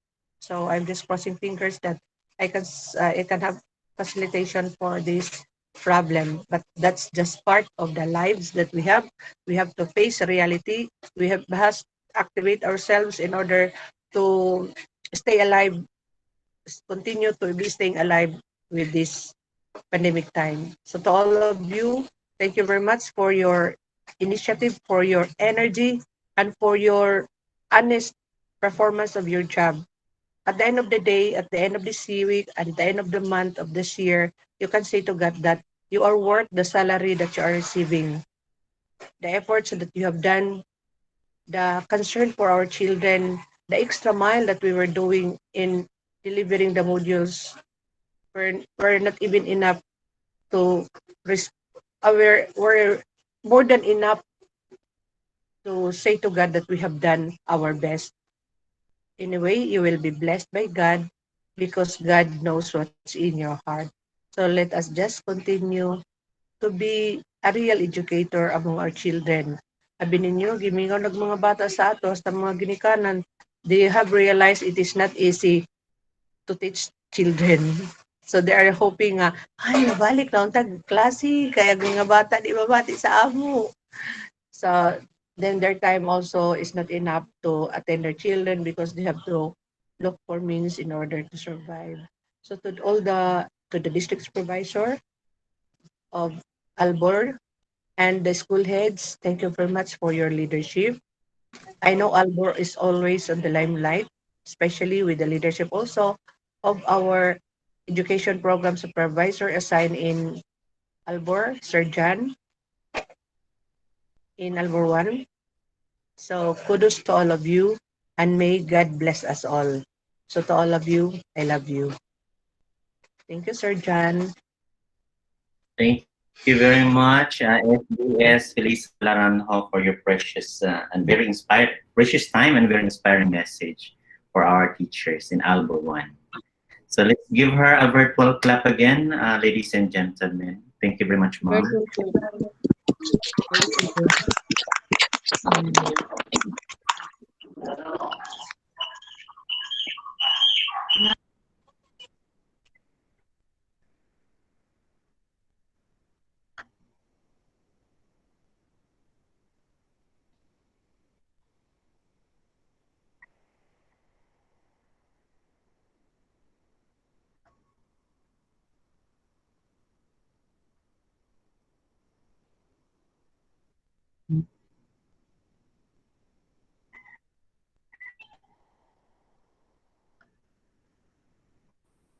So let's go back with our presentation.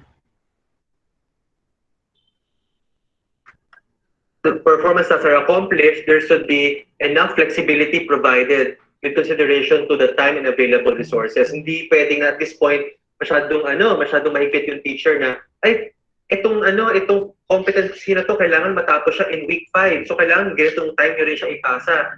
Again, you have to consider the content of the learner. Baka mamaya nakaschedule na magpasa ng certain summative assessment for this week, binagyo naman.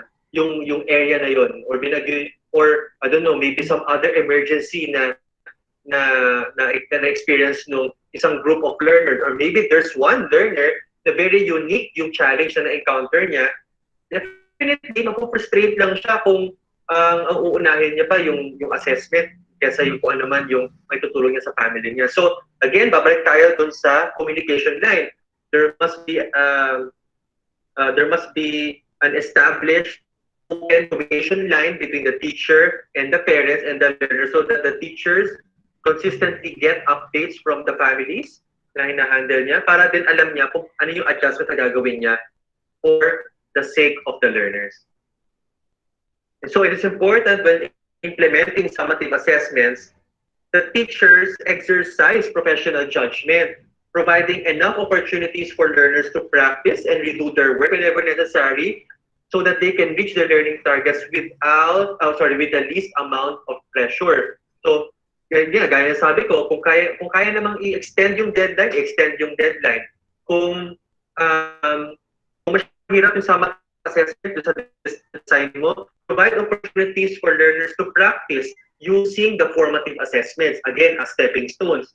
Or, kasi natapos na yung formative assessment, kaso na-notice na ang baba pa rin ng performance ng bata. Maybe, instead of just recording the score right away, baka kailangan bigyan ng chance yung bata na ulitin niya yung work na yun. Yun nga lang, i-consider nyo rin yung mga ibang learners na naka-accomplish ng task at okay naman yung performance nila right away at hindi na sila binigyan ng chance to redo. So, pag-isipan mabuti ng teacher, ano yung klase ng support na pwede niyang ibigay for that matter. Ang mahalaga lang is knowing that summative assessments, summative assessment results rather, will be used for the computation of grades. Definitely, magkakaroon yan o makakakos yan ng stress sa mga bata. Kaya kailangan pag-isipan mabuti paano malilesen yung impact ng stress dito sa mga students.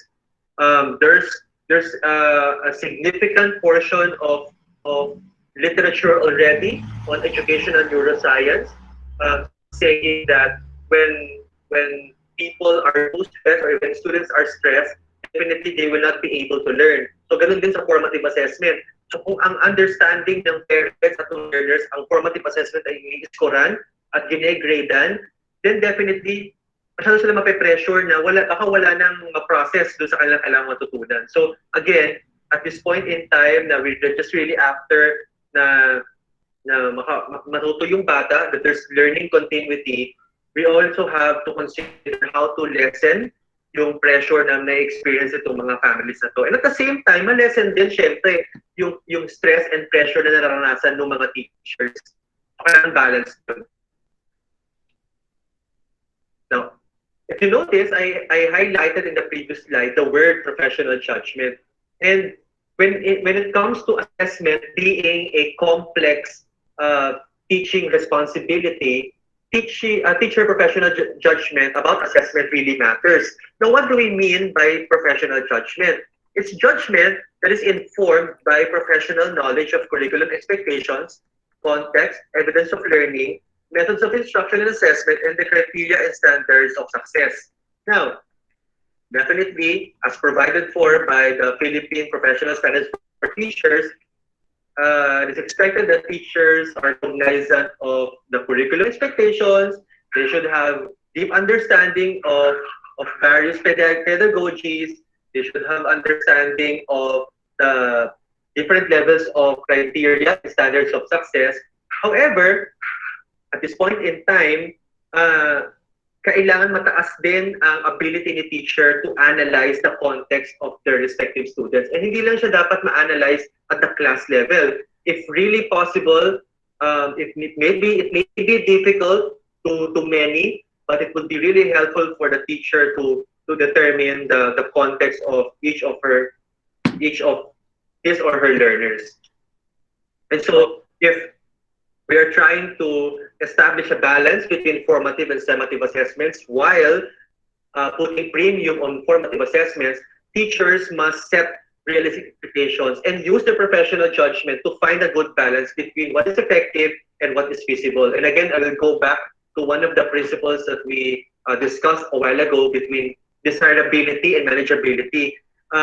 pwede kasi na itong iniisip ni teacher is what's desired, what is desirable, pwedeng nakita niyo desirable na sinabi ng policy or desirable dahil sinabi ng classroom assessment resource book. But then again, kailangan niya mag-step back at isipin niya, oo nga, desirable ito, pero feasible ba itong gamitin? Manageable ba itong gamitin or i-conduct ng sa mga learners? Manageable ba ito for the learners? Manageable ba ito for me? Practical ba ito for the parents? So, dapat consistent yung ganung klase ng thinking about these assessment matters. Now, when we conduct assessments remotely, dalawa yung kailangan nating tingnan. And I've been mentioning, I kept on mentioning this already kanina. And one of those is yung communication. If we are really trying to help our learners and the parents attain the expected learning outcomes, then the following should be made explicit. Number one, objectives of the task. Number two, the roles of the learners and the parents that they will need to play in that assessment task. Three, the procedure and the expected timeline. And four, the standards and the rubrics or the scoring tools. And so, when these are communicated very well dun sa parents muna, hindi dapat makalimutan ni teacher yung role ng learner. So, again, the learners and the parents must be involved. They should be involved in the assessment process.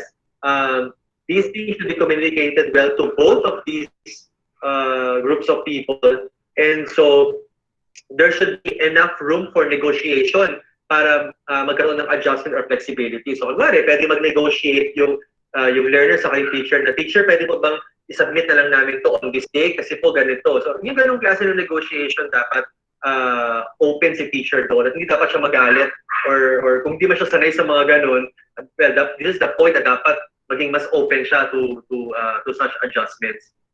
Secondly, recording progress. It could be done in many ways. It could be through the self-monitoring tool, which is in one of the annexes that I mentioned a while ago, or regular check-ins between the teacher and the learner through regular phone call or through phone call gamit yung messenger or some other platform na baka ginagamit ginagamit nila. Or it could also be a portfolio, di ba? Kung nakita ng teacher na again, kung hindi kita niya na matagal silang hindi niya makokontak itong family because of some technological constraints or some other factors, and then maybe a learning portfolio can be the more effective way to gather evidences of learning. Para nga naman pag kailangan ng tingnan, ito pala yung kaya niyang gawin at this point in time. Na-notice ko nagpa-fluctuate yung performance niya. Bakit kaya? Nakita ko na sa first 2 weeks okay siya. At the end of sa last 2 weeks niya, nagkaroon ng dip sa performance niya. Bakit kaya? Ano nangyari?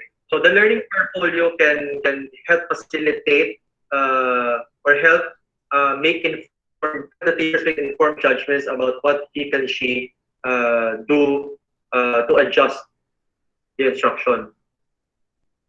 So here in Annex C, the sample of the self-monitoring tool, the matrix that you are seeing right now is for the learners. The next one is for the parents, and then the bottom one is for the teachers. Again, this is non-mandatory, pero let's strongly recommend sa mga schools to use this self-monitoring tool para they have a way of documenting student progress and development. Now, I also mentioned kanina that feedback is a crucial aspect of the assessment process. And because the assessment cycle will not be complete without feedback.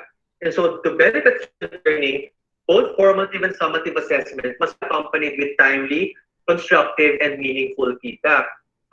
Yung timely siguro na-mention ko na rin kanina na hindi pwede, napakita na rin pala kanina, but to elaborate further on timeliness, hindi pwede na week 5 na, saka pala siya magbibigay ng feedback na dapat ginawa niya nung week 1. It might be too late anymore. So when we say timely, kung meron namang means na makapagbigay ng immediate feedback, then allow the teachers to provide immediate feedback, lalo na kung may contact sila dun sa families. And the feedback must be constructive. When we say constructive, it should focus on the strength of the learner and the areas for improvement. Again, focusing on what went wrong is different from areas of improvement. Depende kasi sa paano sinasabi ng teacher. So kailangan i-focus natin ano yung mga areas na kailangan ma-improve ng bata. Hindi yung sabihin natin na, okay, dito nagkamali ka. Ba't ka nagkamali? It's more about restructuring siguro or thinking about how to communicate this very well para mas constructive yung manner ng pagbibigay ng feedback. At itong pagbibigay ng itong manner din na to, kailangan maituro din sa mga parents kasi kung hindi nga naman constant yung communication between the teacher and the learner, dapat si parent yung makapagbigay ng constructive feedback dun sa anak nila. And to make this feedback more meaningful din, yun yan, hindi na siya dapat mag-focus dun sa strengths and rooms for improvement, but also tingnan din siguro ano yung other aspects of learning na nakaka-affect dun sa performance ng bata. Kasi baka mamaya academic lang yung tingnan natin eh. Let's also look at the socio-emotional aspect of learning, about how they are doing, how they felt while answering the module, how they're actually feeling on that day. Kasi possibly baka mamaya may problem pala sa bahay, na yun yung nagkukos dun sa fluctuations sa performance ng bata. So again, when we provide feedback, when we try to communicate with the learners, we try to get as much information as possible so that our interpretations of student performance are more comprehensive and more informed.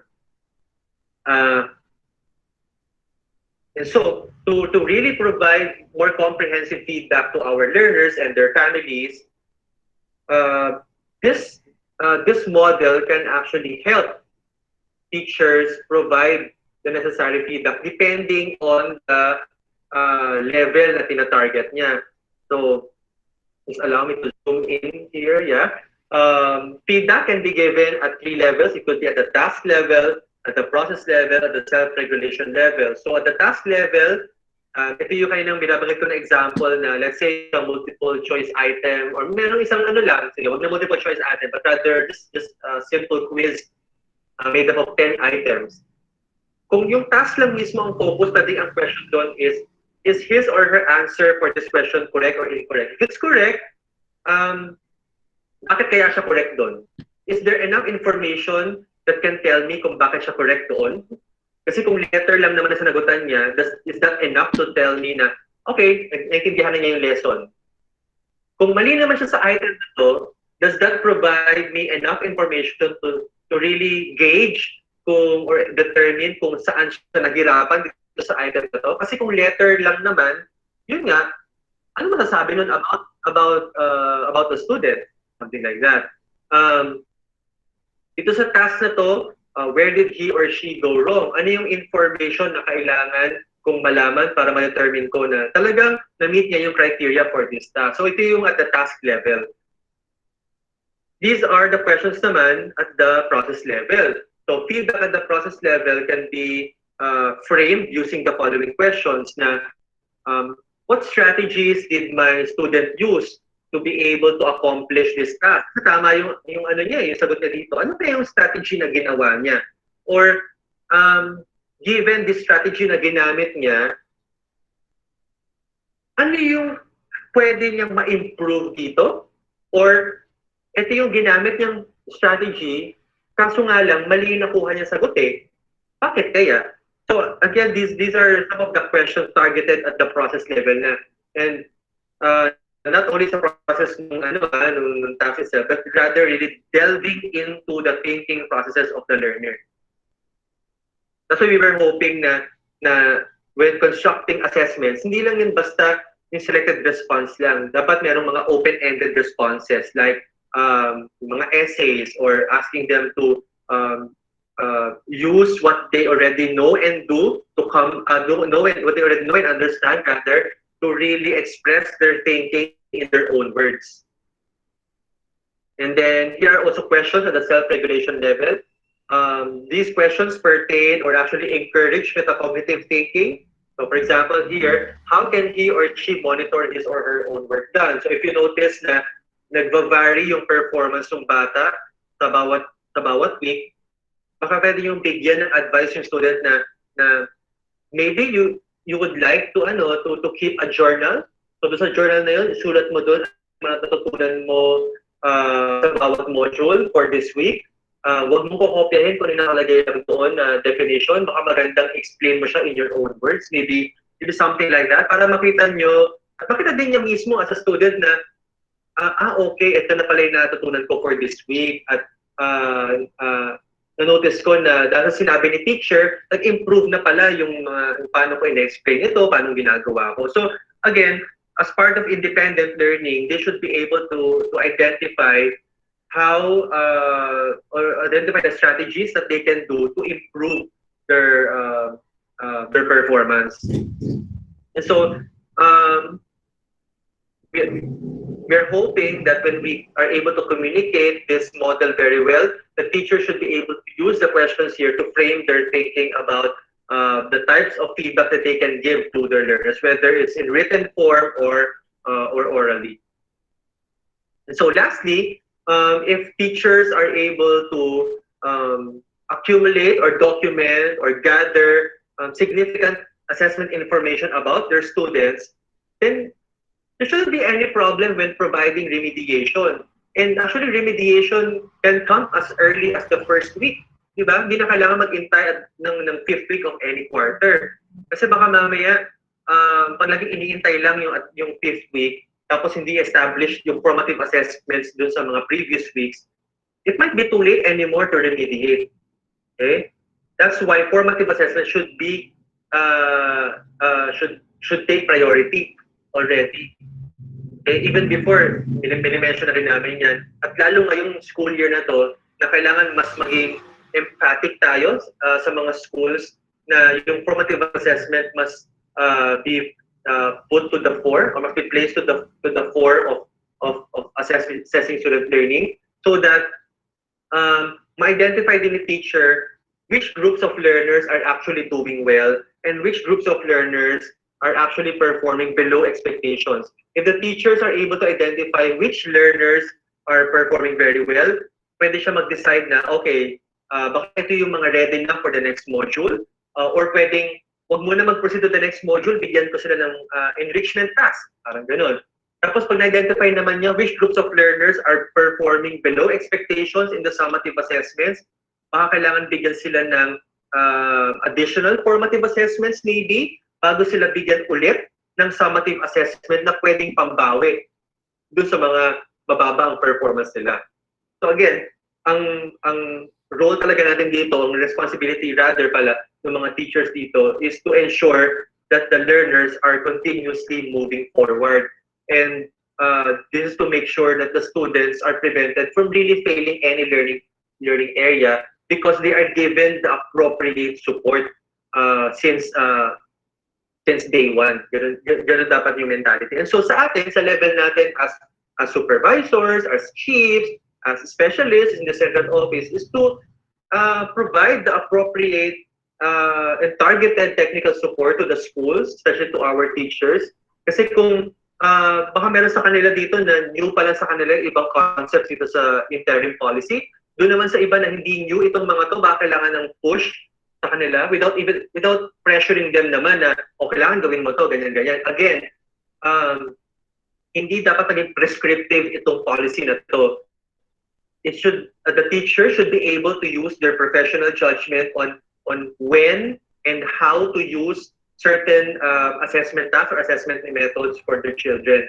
Hindi kailangan mag-decide as school as a whole na lahat tayo itong gagamitin.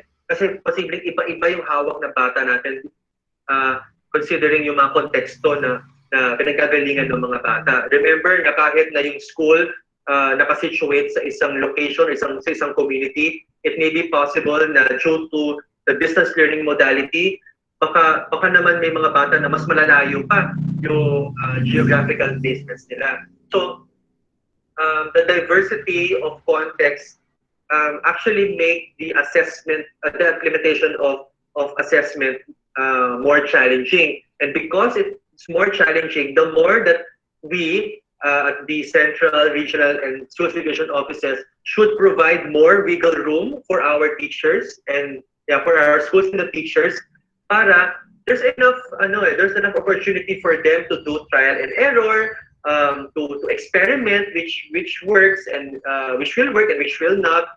And just remember, by making mistakes, can they only realize kung ano yung kailangan nilang baguhin or i-improve dun sa kanilang mga ginagawa.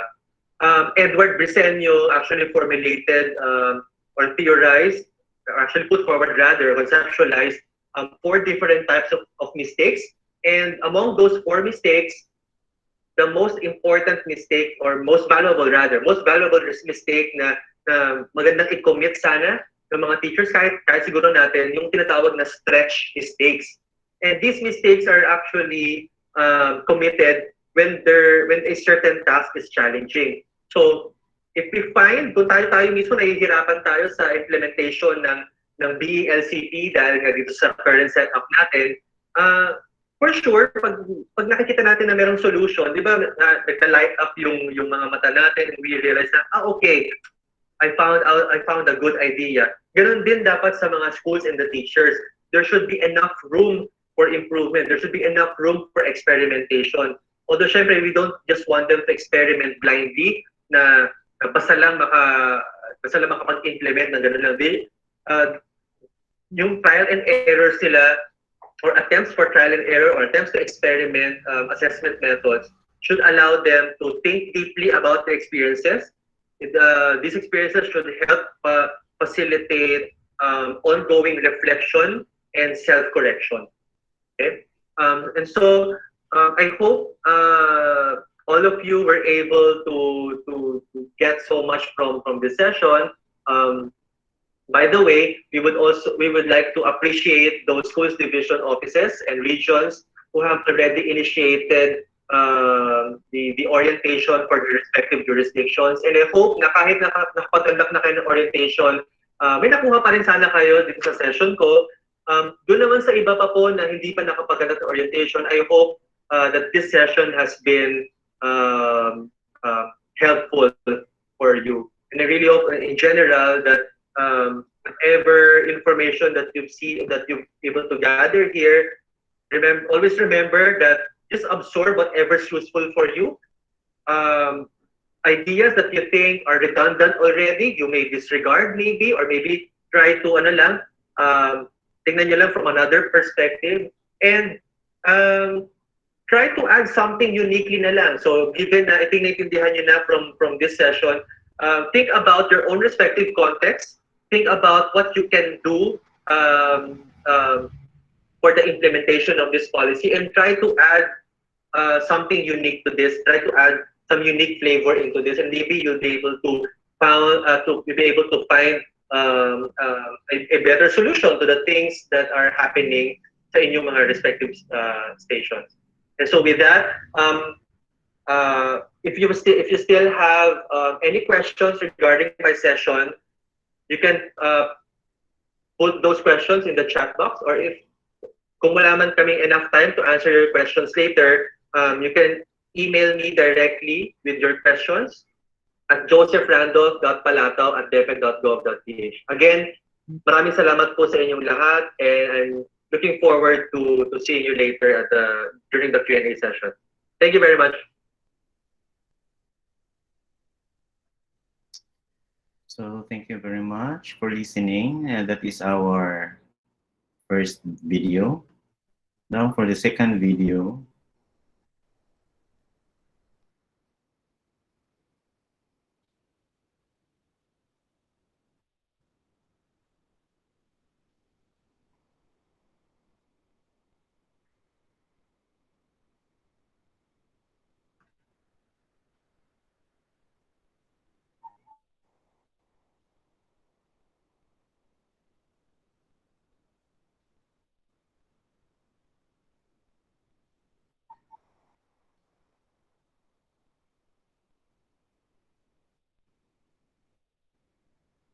Like assessment, grading is one of the fundamental processes that educators should take into account. It is where students as well as teachers determine their performance on a certain activity. And so to discuss to us the grading procedures to be used in this school year, may we have Ms. Wani Milaine N. Santos, Senior Education Program Specialist of the Bureau of Learning Delivery. Virtual rounds of applause, please. Thank you, Ma'am Shang. Hello po, good afternoon to our participants from Mindanao B Cluster. And for this session, allow me to share my screen. All right, so for this session, I'll be discussing how learners are graded and promoted in this interim policy. Specifically, I'll be discussing the following: the assessment components as stated in the provisions of DepEd Order 31, Series of 2020, the statement of the policy regarding quarterly assessments, the weight distribution of the assessment components for grades 1 to 10 and senior high school. So without further ado, let's start the discussion. For this school year, there will only be 2 assessment components, and those are written works and performance tasks.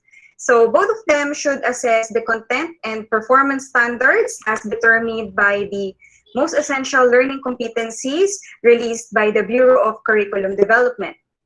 There should be a minimum of 4 for each assessment component per quarter. So let me emphasize that there should be at least 4 written works and 4 performance tasks. So that will be a minimum of 8 assessment components or assessments for this school year. You can exceed that, or you can have more than 4 assessments or 4 written works or performance tasks, but definitely not less than 4. And it should be integrative as much as possible. But we have to reiterate that there is no need for all the learning areas to be integrated in only one assessment. Let's say, for example, there is no need for all the learning areas to be integrated in a performance task. 2 to 3 learning areas can be integrated, and that's already good. And it should not be, it should not be pilit, it should not be hilaw, or the integration should be seamless and aligned also with the competencies targeted by the learning areas being integrated. And for the quarterly assessments, this one we have to highlight that there will be no periodical exams or no quarterly assessments for this school year. Instead, we may use the schedule for the quarterly assessments or periodical exams to ask our students to perform their performance tasks or to submit their summative tests or to submit their portfolios. Also use this as a chance or as a time to give feedback to our learners and to give remediation for those who are on the verge of failing. For the weight distribution of the 2 assessment components, what was done was the original distribution for the quarterly assessments were equally divided and then distributed into the 2 assessment components. So in DepEd Order 8, Series 2015, quarterly assessments were given 20% of weight distribution. And this time, it was divided into 2, then distributed to written works. For example, originally in DepEd Order 8, for the languages, AP and ESP, the written works were at 30%. But since we have removed, or we will no longer have the quarterly assessment, it is now at 40%, and then the performance tasks are at 60%. Then the same thing with science and math. Both assessment components will have 50% of weight distribution. And for MAPE, EPP, and TLE, the written works are at 30% and the performance tasks are at 70%. So you may wonder, bakit ang laki ng performance tasks ng MAPE, EPP, and TLE? The reason for that is because the competency or the learning standards of these learning areas are better measured or better assessed using the performance tasks. For the senior high school, it's the same. So the quarterly assessment weight distribution was divided into two, and then it was equally distributed to the two assessment components.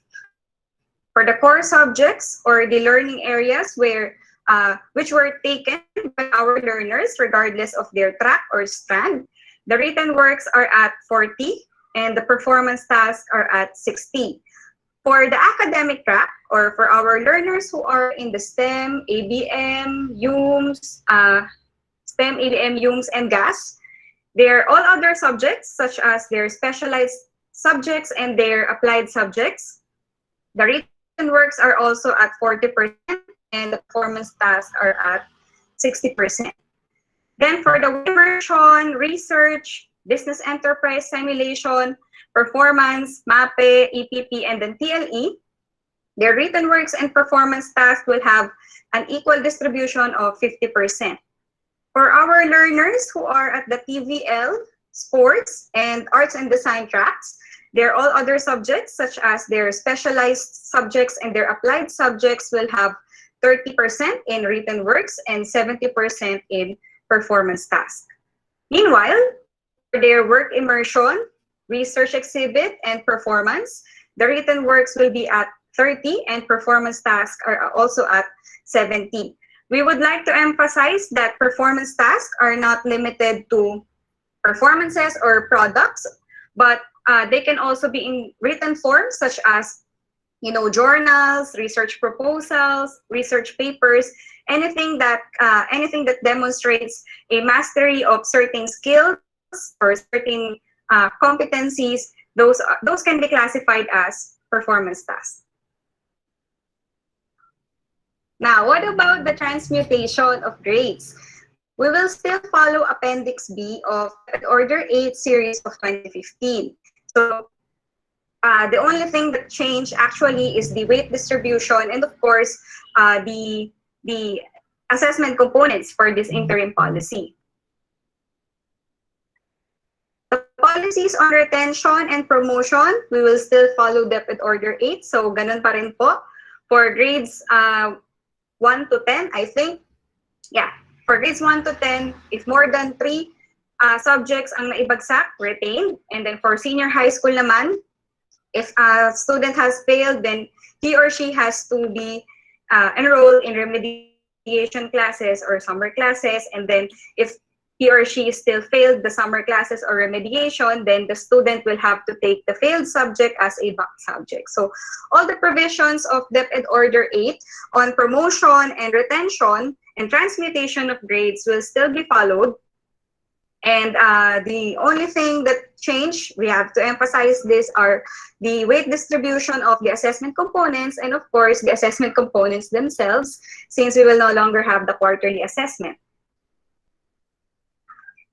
Now, let's talk about the role of technology in assessment and grading in the new normal. The assessment resources for the new normal or in the different learning delivery modalities that we have now can be classified into 3. So those are low technology, medium technology, and high technology. I will be showing some of the examples examples of assessment resources in the 3 types for the teacher, the parents, and the learners. So for the teachers, examples of low technology assessment resources include the printed worksheets or printed materials that we give out to our students. So examples of those are illustrations, flashcards, the posters, what else? The printed booklets that we provide to our learners.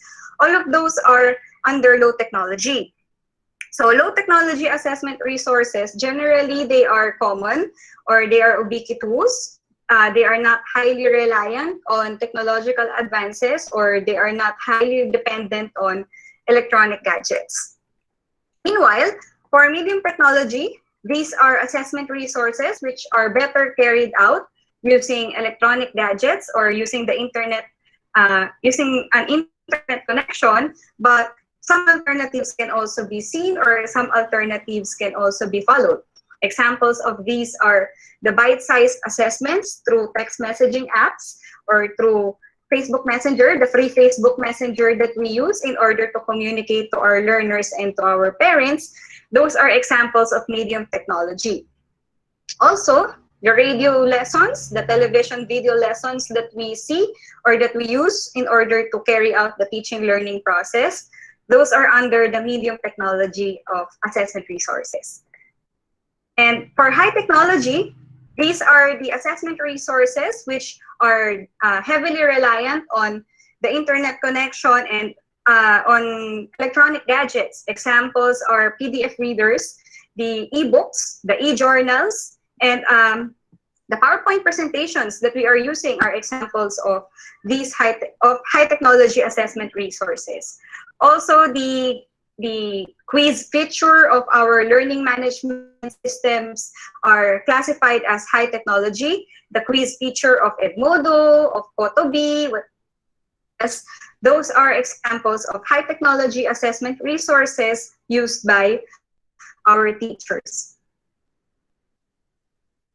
And then you can actually see a full list of these assessment resources in Annex G, page 31 of our Depth Order 31 series of 2020. Okay, for the parents, meanwhile, for the parents, examples of low technology assessment resources that they could use are the printed learning materials that they have gotten from their neighbors or from their older children, yung mga napaglumaan ng kanilang mga mas matatandang anak, yung mga nabibili nilang booklets, such as yung mga unang abakada, what else? The illustrations, the flashcards that they could buy. Those are examples of low technology assessment resources that they could use when they are facilitating learning at home. And also for medium technology, the assessments, the medium tech assessment resources that they could use are also almost the same as the teachers, such as the radio lessons, television lessons, and text messaging apps, or messaging apps in general, like Skype, Zoom, Facebook Messenger. And for the high technology, the learning management systems and their home version or their home learning support versions can be classified as high technology as well.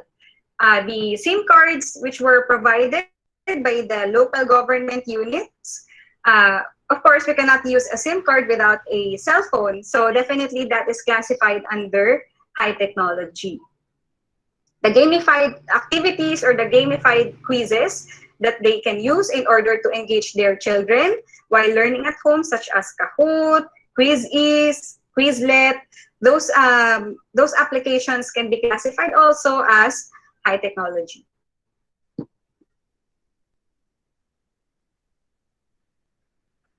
And of course, for the learner or for the students, they can also perform assessments among themselves, or they can also have self-evaluation.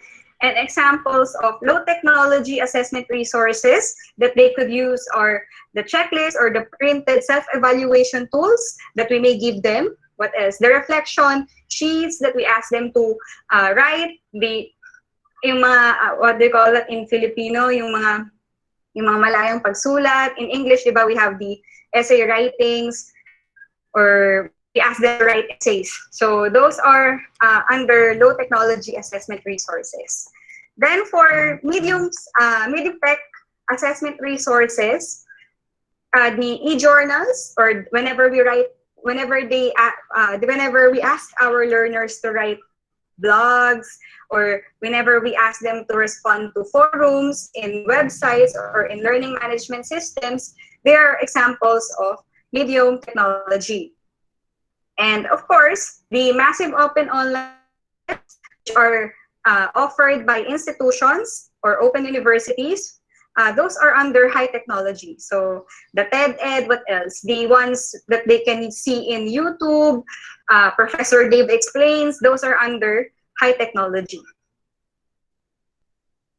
So again, you can find a complete list of suggested assessment resources in low technology, medium technology, and high technology in Annex G of our policy. How about how will this policy be monitored and evaluated? So let me show the procedure or the procedural cycle of the monitoring and evaluation of DepEd Order 31, series of 2020. So as usual, the school heads or the principals will have to oversee the compliance of the teachers at the school level. So titingnan nila, sumusunod ba ang teachers, nasusunod ba yung weight distribution ng mga components. And then afterwards, they will be preparing a quarterly report to be submitted to the SDO. And the quarterly report should include the issues, the challenges, the concerns that the teachers might have or the school head might have about the implementation of the policy. And then the CLMD and the CID will jointly monitor the compliance of schools. And they will consolidate the feedback of the schools to be submitted to the SDOs. Then from the SDOs, the overall policy feedback will be given by the ROs to the central office.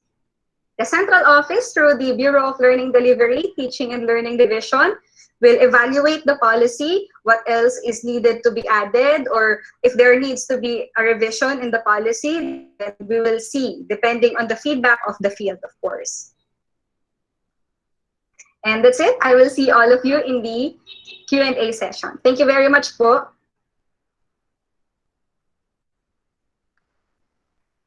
Okay, so thank you very much, everyone, for an almost 2 hour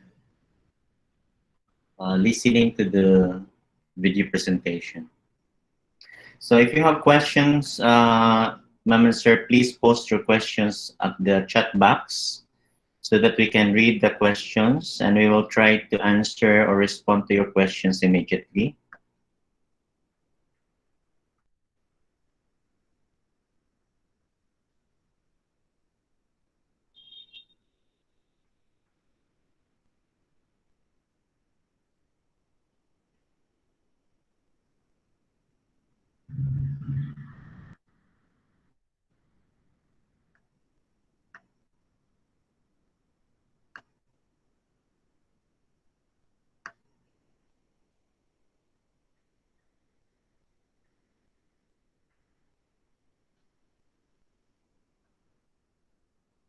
Hello, everyone. Are you still here?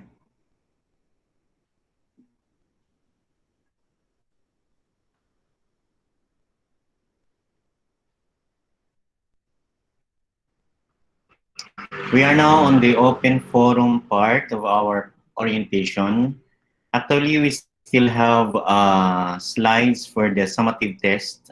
However, I decided not to present it anymore because the summative test and the formative test were already discussed by our first discussant. So it would be very redundant if we'll be delivering the same content. So let's jump into the last part, which is the open forum. So if you have questions, ladies and gentlemen, please raise your hand. Raise your hand or just type in your questions or clarifications at the chat box so that we can respond immediately to your questions.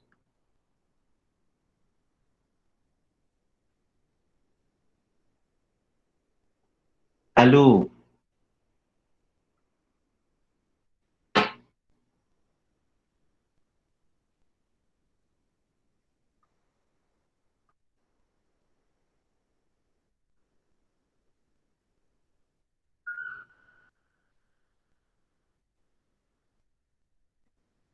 Are you still there?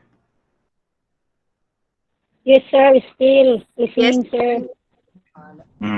So we are now on the last part, which is the open forum. Should you have any questions, clarification, please raise your questions or clarifications.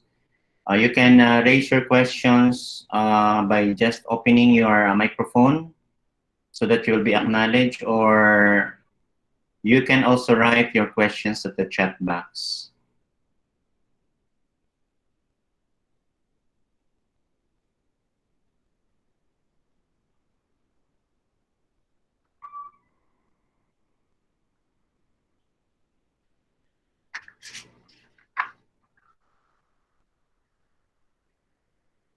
So this DO30, DO31 Series 2020 is not new to some because you have familiarized this already because some of the school heads were already conducted already the school-based orientation. But for some, this may be new to you. No,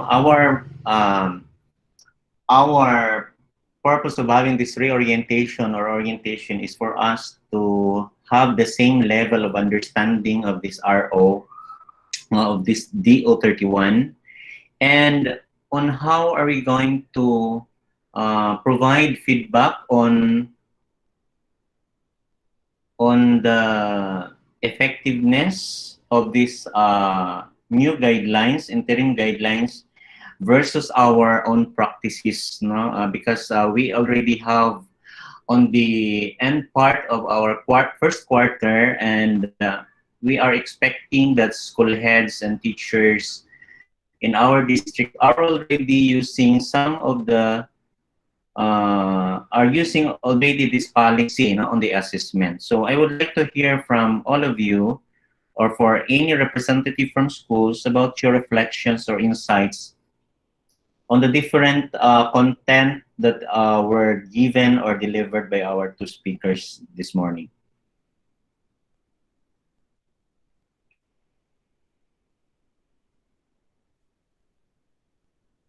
So we have question number 1 from Annalyn Mahinay. Good afternoon, sir. Are we going to promote grade 1 non-readers? On the promotion of learners, we still have to abide on DepEd Order number 8 Series 2015. So all the guidelines on promoting students are still covered by that DepEd Order number 8. So try to review on whether we have to promote non-readers in grade 1 or not. So that DepEd Order will guide you in your decision making as to the promotion of students. Ma'am Annalyn Mahinay. Ma'am Lilia Sarte, sir, with regard to the item number in the performance, is there a maximum limitation? It was delivered to the second speaker on the number of, and in the grade system, the new grading system for this interim guidelines. And I don't know if it was not clearly stated on the number of performance, number of items in the performance. Ma'am Lilia Sarte, can you please talk?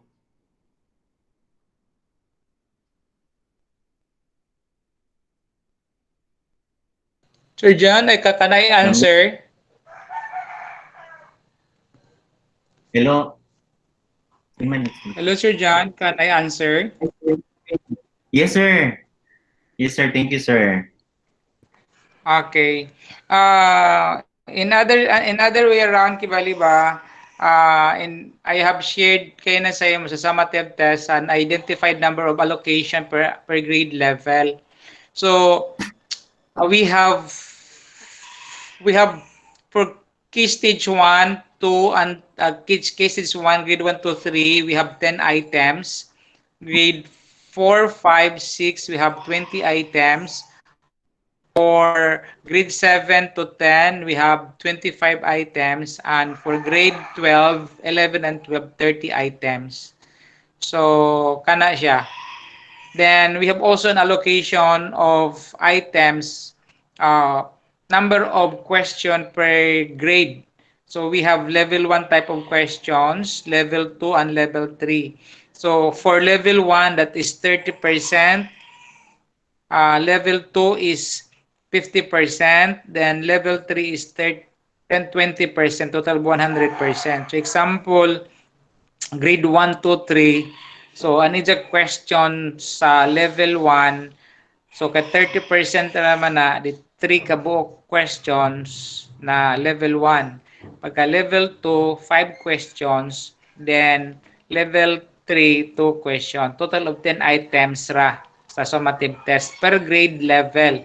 So meaning to, sa example, sa grade 1, 2, 3, upat man ka summative test, summative test kibali ba, the total of 40 for the whole quarter. Okay. Tapos, amo sab diri sa grade 4, 5, 6, they have 20, 20, 20, 80 total. Then, pag-abot diri sab sa kuan, sa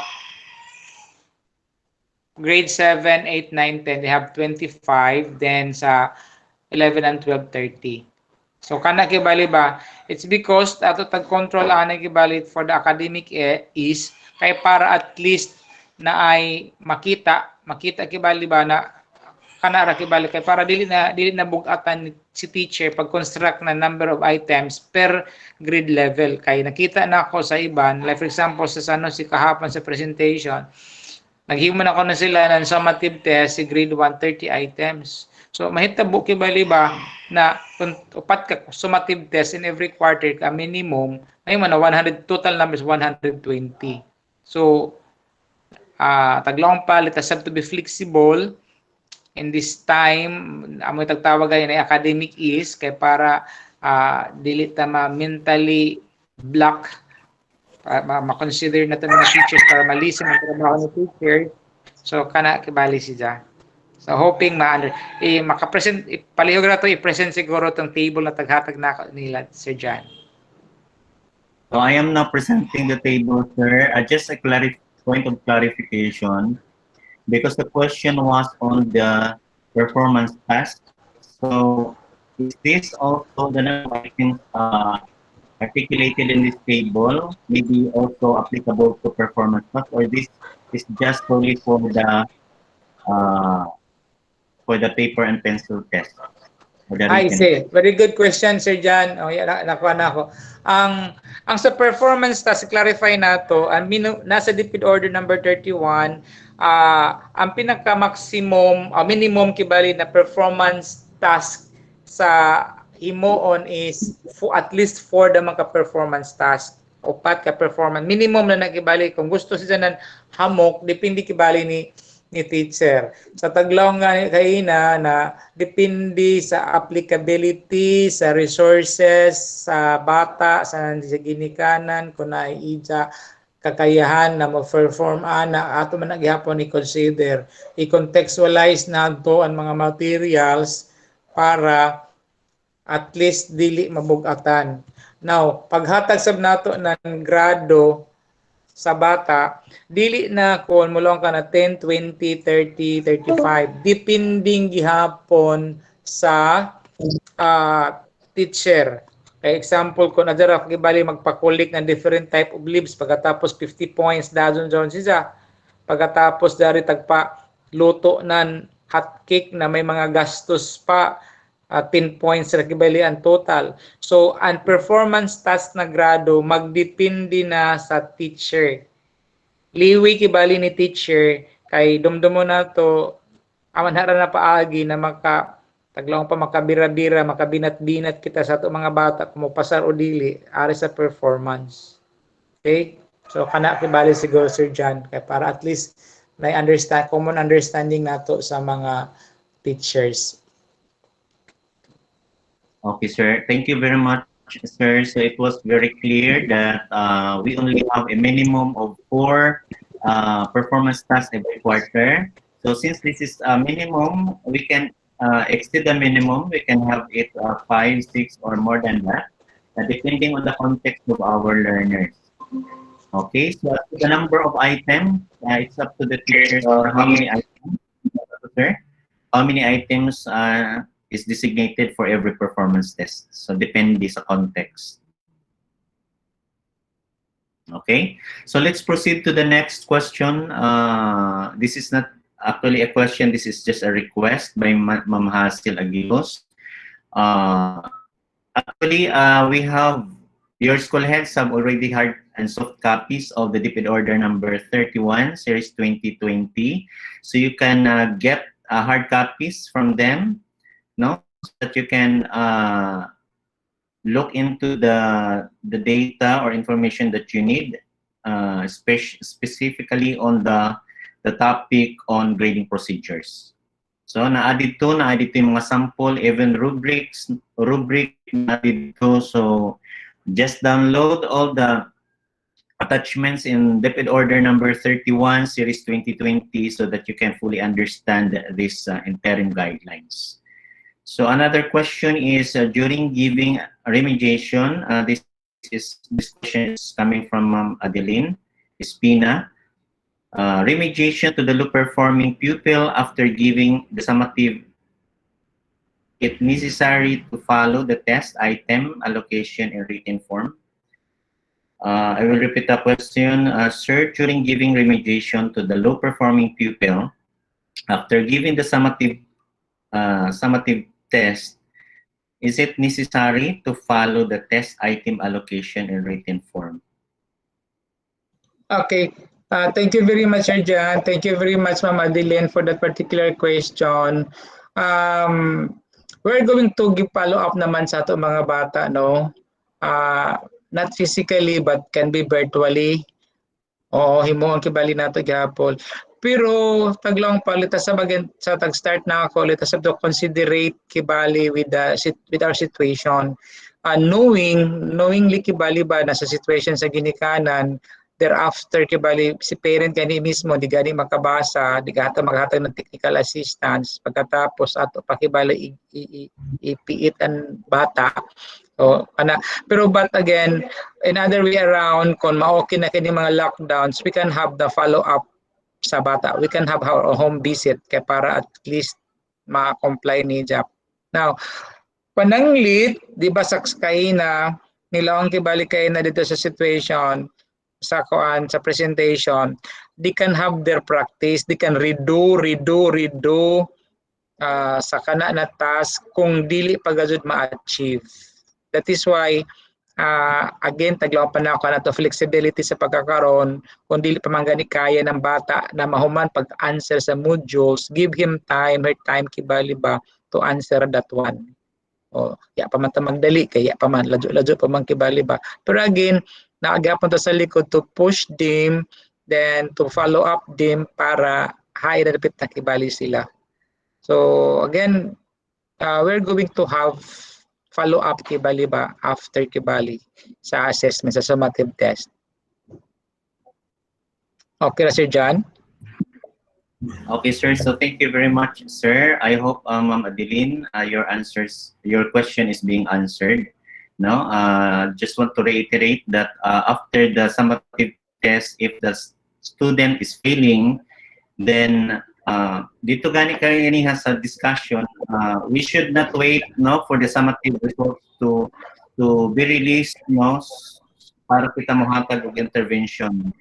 Dito sa discussion kanina, naglaong na every after a week, no, every after formative testing, kung makita nato nga bata mura og at risk of failing, so we have to reinforce immediately. We should not wait for a month or a quarter to end before tamo tag intervention. Okay, that's so it. Another question. Sakto, Sir Jan. Thank you. Yes, sir. I'll reiterate, sir. For Sir Jeepney Hornales, is there a suggested lowest grade that should be given to a student as long as the submitted modules either complete or not? Thank you, sir. Again, klaruhan nato, no, ang modules are type of formative assessment. Ang formative assessment na sa SLM, sa modules na. Klaruhan nato, formative tests are recorded but not graded. We know the fact naman na not all the modules were answered by the students. It's by parents, collaborative efforts nila kibali ng parents. And the answers key are already at the back of the SLM. There's no need that we're going to grade, but we are going to record para matrack nato ang progress sa ato bata, para sa paghatag nato ng feedback sa parents na ingon ani. So, example, Marta, ano mo score diri is 20/20. Pero I've noticed lahian penmanship na ini nakita nako, it's not yours. So kinsa may nag-answer ani, ang adyan ba nato jong graduhan na si parent man klaro kibali amoy nag-answer. So again, it's not graded sa formative test. It's only the summative test that we're going to have a grade.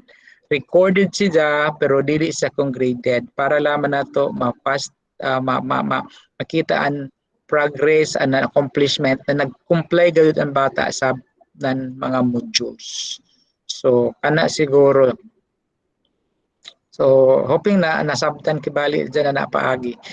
We're going to focus atoan sa level kibali nan lowest grade sa sumat dili man ta makahatag nan kung depende kibali, di ba ang sa DO8 kung pila scores kibali na achieve kibali ng bata mo gawas automatic kibali dito.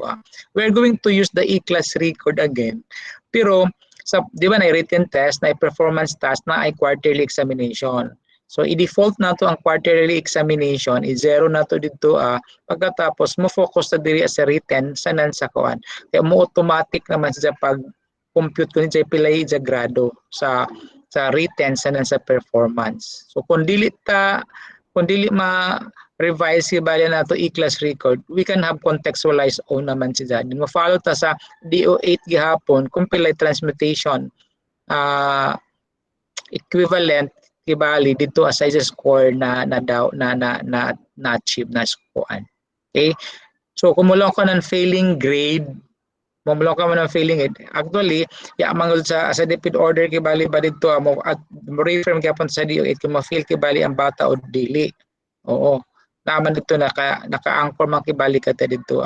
So kung mabagsak ang bata na biit kibali ba pero taglang pa na ako again we will be flexible adjusting to understand kibali ta base ari ang bata maka-focus dira sa performance kasi 70%, 50%, 60% man dito ang performance ari ta mo bira kibali sa performance not more on the written kaya ang written sa pagkakaron di man nato makita base si kinsay ni tubag adto dito. So sa performance pwede nato isa video like for example kung paluto ka ng hotcake kay bali sa to bata o ipabidyo ni dya na siya may mismo nagluto si nagpuraw or nagpahimo ka ng kuan o no kibali ng mga hadagan may mga performance task na mga samples. Okay? Hoping masabtan to. Sir John? Okay, thank you. Yes, sir. Thank you very much for that very I hope Sir Jeepney is already clarified. Now, let's jump into another question from Lisa. Can we still give certificate for recognition for pupils for the first quarter outstanding performance? Okay. Kaning kuan awarding kibali sa pagkakaron ato anay i-minimize kibali ba kaya pag amo na isa ka gray area tag-discuss naman na sa CID meeting na gray area pa na sa pagkakaron. So why ato anay kibali mga awarding of the most outstanding certificate of recognition for pupils sa quarter 1 for their outstanding performance. Again, in giving recognition, there are many tools na ato gamiton pa kay assess man nato kung sakto baga kung siya baga naghimo na una dili ani ta karon makaslugwa nata sa lockdown kita maka diretso. Again, taglong pa beyond our control.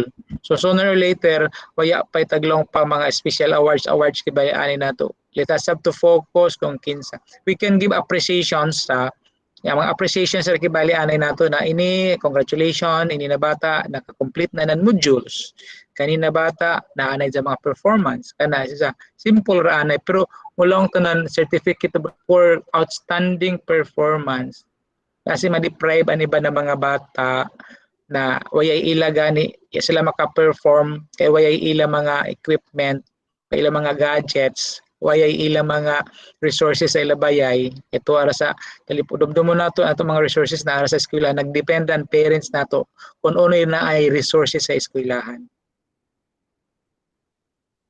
Thank you. Thank you, sir. I agree with you, sir.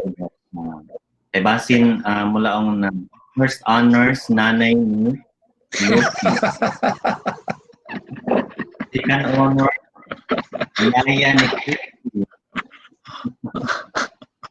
Sir, another question is from Sir Elmer Pina. How about in small subject performance respondent? Okay. A very good question, Sir Elmer. Ismaw gazud kibali ba? Ang ato is ang atong performance to magkibali na during sa immersions. So, naay depend order mao Sir Elmer kung ano na mga areas kibali ba na pwede kibali ba na ato outside sa school level. Pero again, mo follow ta ng protocols. Okay, so sooner or later, at this time, di pa ta makapa-perform sa ila kay waya man at tumantal sa mga establishments kay bala nila performance. Good kung sa eskwela ko na. Pero kung man kay waya pa man, let us more on theoretical muna o sa kita sa discussions, later na ang practical. Okay, so depending o sa kibali sa ato local situation. Thank you. Thank you, sir. Okay, thank you, sir. Question from Venus Patwal. I have heard from one of the discussants that in giving remediation to the students, we need to be fair to those who completed the requirements. So are we or are we not allowed to give the same assessment that we have given to the specific students? In that case, if we give one chance to a certain student, do we need to give also the others the same attention to be fair?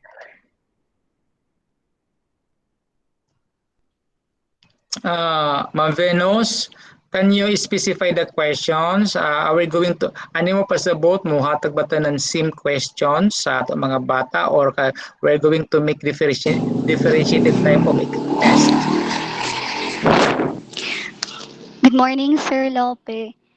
So the question, sir, is that are we allowed to make to parang specify those students who lack the requirements and give them another assessment, but then again, are we going to leave the others who completed behind, or are we going to give them to those students, both those who completed and those who were not able to complete?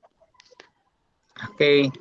Again, mabalik ta sa principle sa academic is na at this time that we're going to provide ample time kibali ba sa ato mga bata na maka-perform sa ila task. So, like for example, redo, take 1, take 2, take 3, kung makahangtod na makaya kibali ng bata.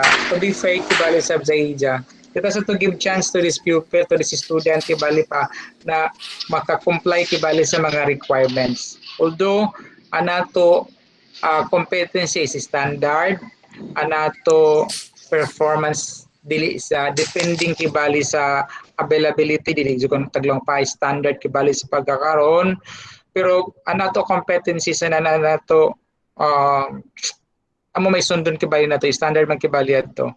So again naana sa di ba sa discussion kay na professional judgment. Okay, kung i-define nato ang professional judgment naka-incorporate na it is on the leeway si teacher kibali amoy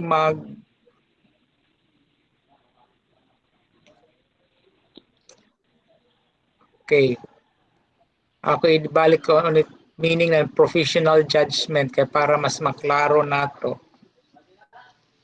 Okay. It is important the teacher should set realistic expectation, use their professional judgment to find a good balance between what is expected and what is feasible to accomplish remotely.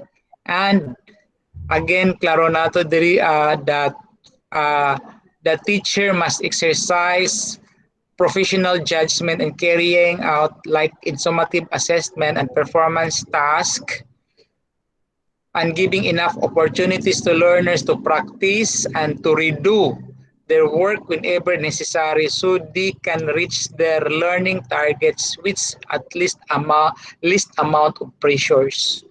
So, hoping ato i-contextualize nato assessment sa itong mga bata to give justice also sa ila. Ma'am Enos? Thank you very much, sir.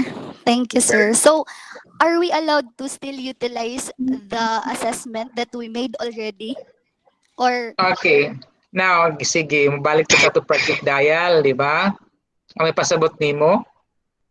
Now, we had already our quarterly assessment last year.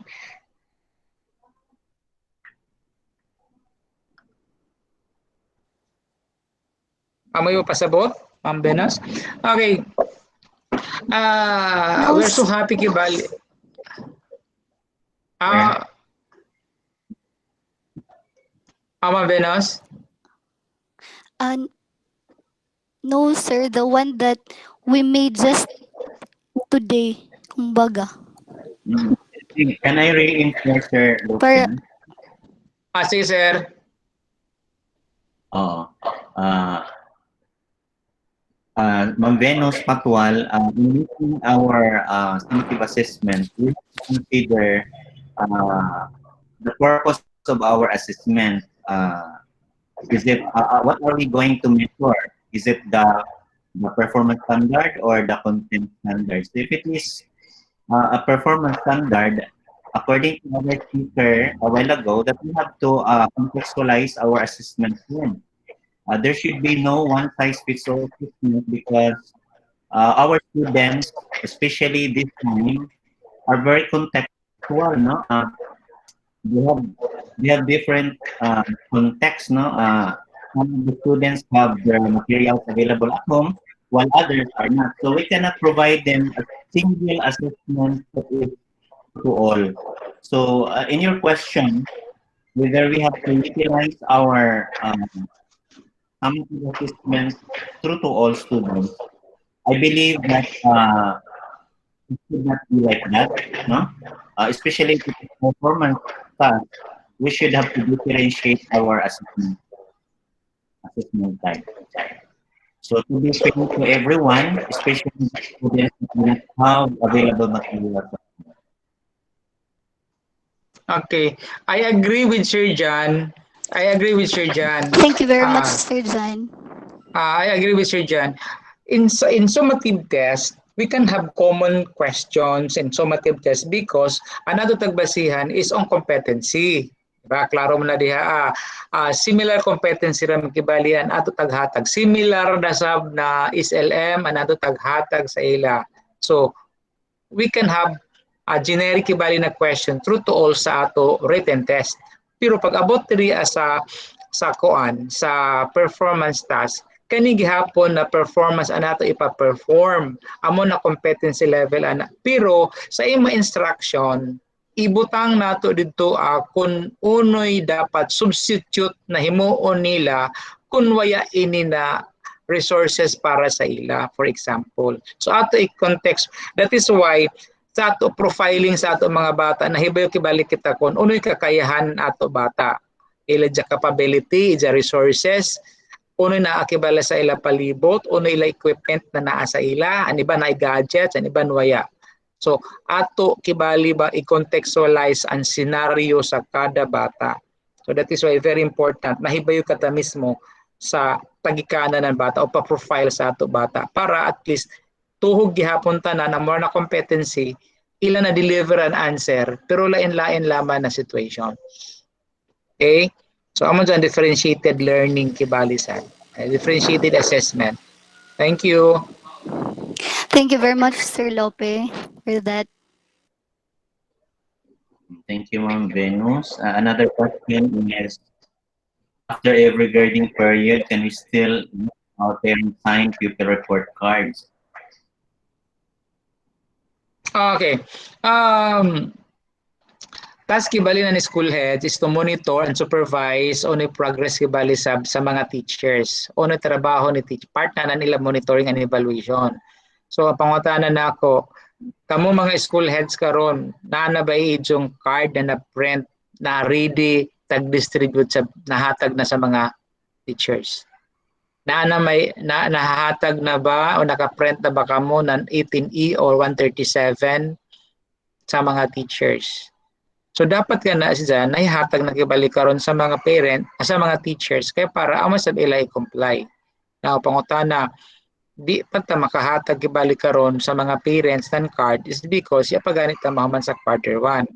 Pero once ma-complete na kibali si Ja, i-left na ni nato mga borders and nato mga protocols na time kibali maka F to F kibali kita magka-meeting, mapwede kibali si Ja. Okay, that will be the time that we can provide feedback updates sa ato mga sa ilang mga bata. Pero kung dili siya mapwede, we can have it naman virtually. Okay? So, kung mapwede, dili sabta makalaw na 100% na dadyon, muto nga sila sa eskwelahan, we can have it naman partially. Okay, time by time, kibali ba? But again, per depend order, naamang kibali diha sa calendar of activities nato, sa ato depend order that we're going to have parent meeting, kibali ba, every after quarter.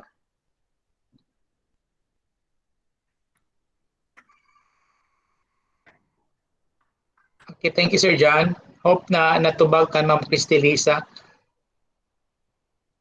Yes, sir. Thank you very much, sir. So some more questions, please, especially the master teachers and school heads. As you are performing an instructional leadership, instructional technical, providing technical assistance to your co-teachers and your teachers. So please raise your questions or clarifications before we end our session. Hello, sir. Good noon. I have a question. This is in relation with the integrative performance task. No, I think this is good, where the teachers will collaborate in designing and implementing curriculum, so as not to overburden the students. Of course, we cannot apply it as of this quarter. No, it's not really our practice to have integrated performance task, but maybe we can implement it in the next quarter. So my question is, when can we have possibly have the copies for of the last for the next quarter, so that we can analyze on which subjects can be integrated? Thank you very much, Sir Ma'am Yusel. Thank you very much for planning to have integrative approach, kibali ba, in having summative test and even the performance task. Good, kibali, para sa ako, no, kung ako, ma-master na ako an integrative approach, kibali ba, sa performance task. Example, tuyo ka subject area ako tuhogon, and English, Science, and Math. Pagkatapos, isa ra ka performance task, ako ipahatag sa bata. Tapos ako nagtudlo sa English, Science, and Math. So, nakalisen ng trabaho sa teacher, nakalisen sa trabaho sa bata. Ang grado, example, and 50 points ang imo performance test na taghatag sa EJA. So 50 sa English, 50 sa Science, 50 sa kibali sa Math. Now, ano mo question is, makahatag ba ng last kibali karon? So far sa division, naanay na human na mga last para sa quarter 2, week 1, week 2, 3, and 4. Kay sa packaging kibalik ko man sa pag-print is week 1 to 3 and 4 man kibalik. Kay para isaraan nato distribution karon. Amo na ito process kibalik. Kaduha ra kibali mag-distribute si teacher, si school para lisa sa time kibali sa retrieval. So nakakumpak na dito atanan an isa ka last. So, week 1, 2, 3, and 4 na dito. Ready na ang Science na Google Drive na taghatag ni Rini, pwede na kibali sa ma-print. Ang English na nasa other subject areas. Iamo ra kibali, prompt kibali ka mo, hoping na before kibali mag-Christmas break, ang nahuman na pag quality assured, ma-upload na sa kibali sa LRMDS. Okay. Yes, sir. Thank you. Kay mas maadyo man maka-print in advance kay pagka next year, mag-distribution na po ba, sir? What are we going to distribute if it is not yet available? And yes. Ato, sir. I am planning to use it on sir karong sa inset ba mag-groupings for to make this kuan kining performance integrated performance task using the last. Would it be possible to have it on the second week? Di pa gud, sir, pwede? Okay. You can have it naman during sa imo training kibali ba sa NSET, you can have it virtually naman. All English teachers, science teachers mag-group together virtually, not physically. Di na mo huyat nan last na mahigawas. Kay naa naman sa milk. Naa naman ito milk, di ba? Okay, Okay. sir. Naa naman ito milk. Basihan nato na namigati ato aton inventory of milk nato. Pwede na tayo mukuha in advance na related kibali sa English science na for example. So Okay, pwede na sir. tayo mag-harvest na daan ta dito tapos mo refer ta dito sa DepEd Order number 31 uno na sample kibali na performance test nila. Kaya para sa imo nakuha na ako ang point nimo na para may uniformity kibali ba advanced thinking na daan si teacher uno ija mahitabo unoy upat kibali ka performance test na ija ipa-perform for that particular quarter. Ako very good kibali na initiative gikan sa school head na kuman naanadaan makatagik na may lista na kung ano ipa-perform sa mga bata in all subject areas. I-print na diha ihatag na sa bata in one page kibali ba one page kibali in all subject area para at least si bata makita na sa amo ini o para sa school head ano mo ba performance kay similar sa example sa APP sa TLE similar kibali sa science similar sa kibali sa English may maradyaw kibali ma'am kung tibuo na kanato ini kay para maisa nato ini siya so pwede na kibali ka mo karon mag-tracking pahimo na kibali ka mo sa mga teachers kung ano ilang mga performance task na dapat ikaw sa quarter sa week 1 week sa 4 kibali ka sa part ko performance kay para makuha na dajon by grade level. Very good idea kibali dyan siya. Yes, sir. Thank you, ma'am. Thank you, sir.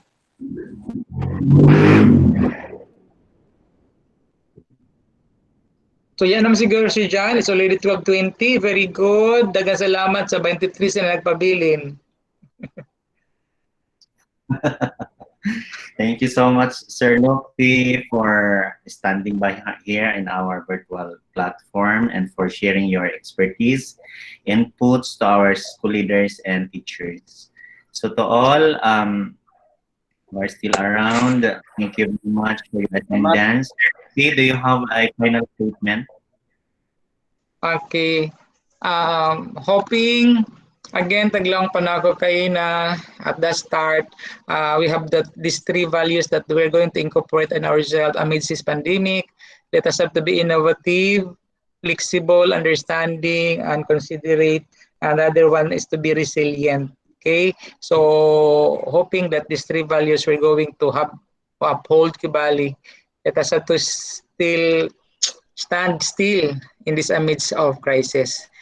I believe na hamok ra ba sa ato taga mainland na mo apply ng work from home outside the Nagat Islands. I hope ready na kibalik kita sa ato mga task.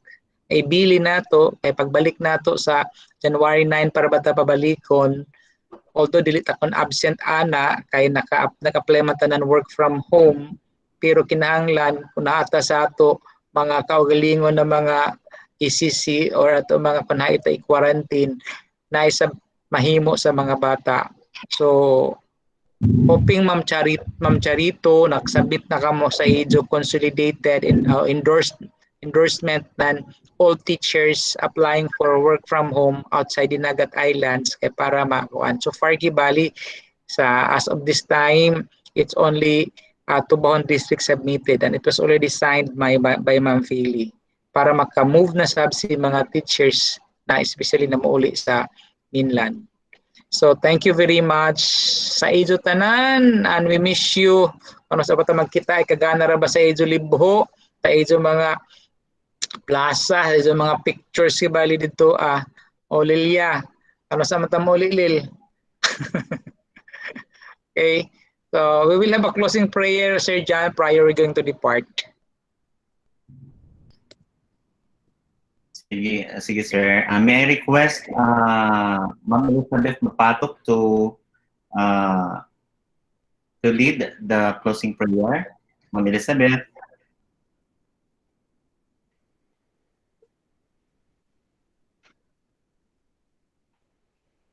Ma'am Elizabeth. Can we call Sir Jeppney na lang siguro? Baka hindi si Ma'am magpatok pa-ready. Sir Jeppney, can we have a closing prayer? Then we're going to open our cameras at the same time para maklaro nato tanan for picture taking nato. Sir Jeppney? So let's bow down our heads and pray. In the name of the Father, the Son, the Holy Spirit. Amen. Heavenly Father, we thank you for all the blessings that we have received from you, especially for the gift of life, Father. Guide us always, Lord God, as we continue our journey to serve our students. Guide our leaders, Sir Lopi, Sir John, Ma'am Laranjo, and Ma'am Chariton, all the school heads and administrators, including our teachers, to serve all the best for the benefits of our students. Guide us always in this pandemic, Lord God.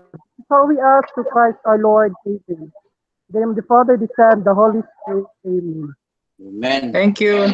Sir John, please take a picture muna, Sir John. Open your cameras. Open your camera para maka-picture ta. Yes, sir. Great, sir. Open your camera, please. Another take.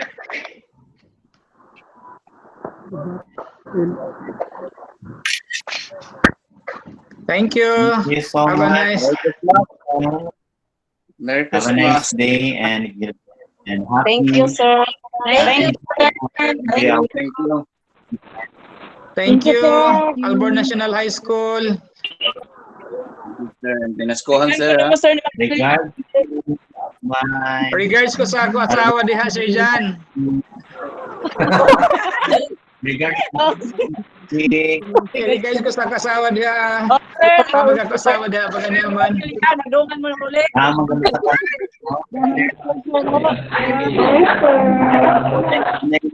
Ma'am Lilia, kana sa kamatabo. Sir. Magdungan.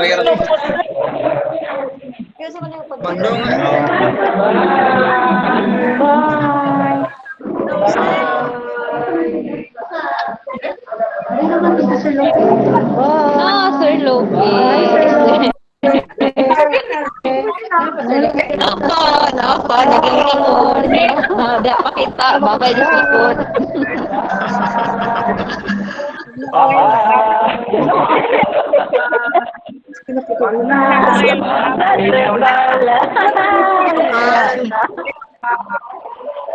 Yan, nakatawa ragali. Hello, Osminia.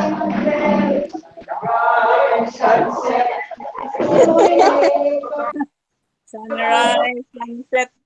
Hi, miss you, Mama Annalyn. Pag-miss ka na ni, kaya di man ta magkita ay. Wala na ko. Thank you,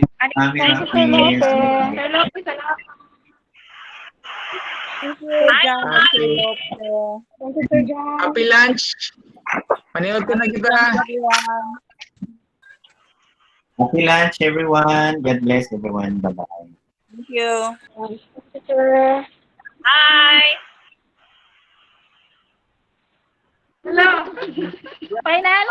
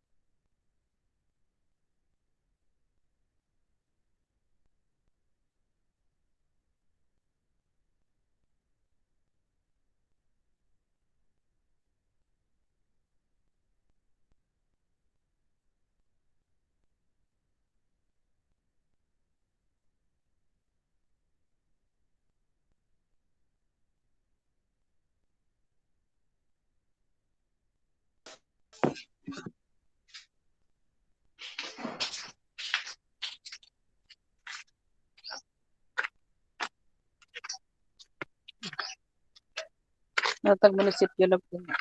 Kasi oras na. So, Nagatigtigan pa na dili para pagkuhan sa ano man pero ano pagainan ning kuan mo po.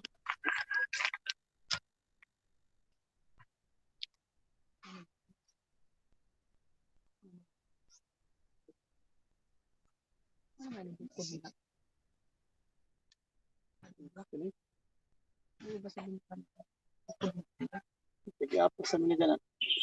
Sa paano na po na niya. Hindi ko tanaw na gawa na may limitay. Ay ko na ba na isa po. Anak na babot. ano Ko. Abad. So,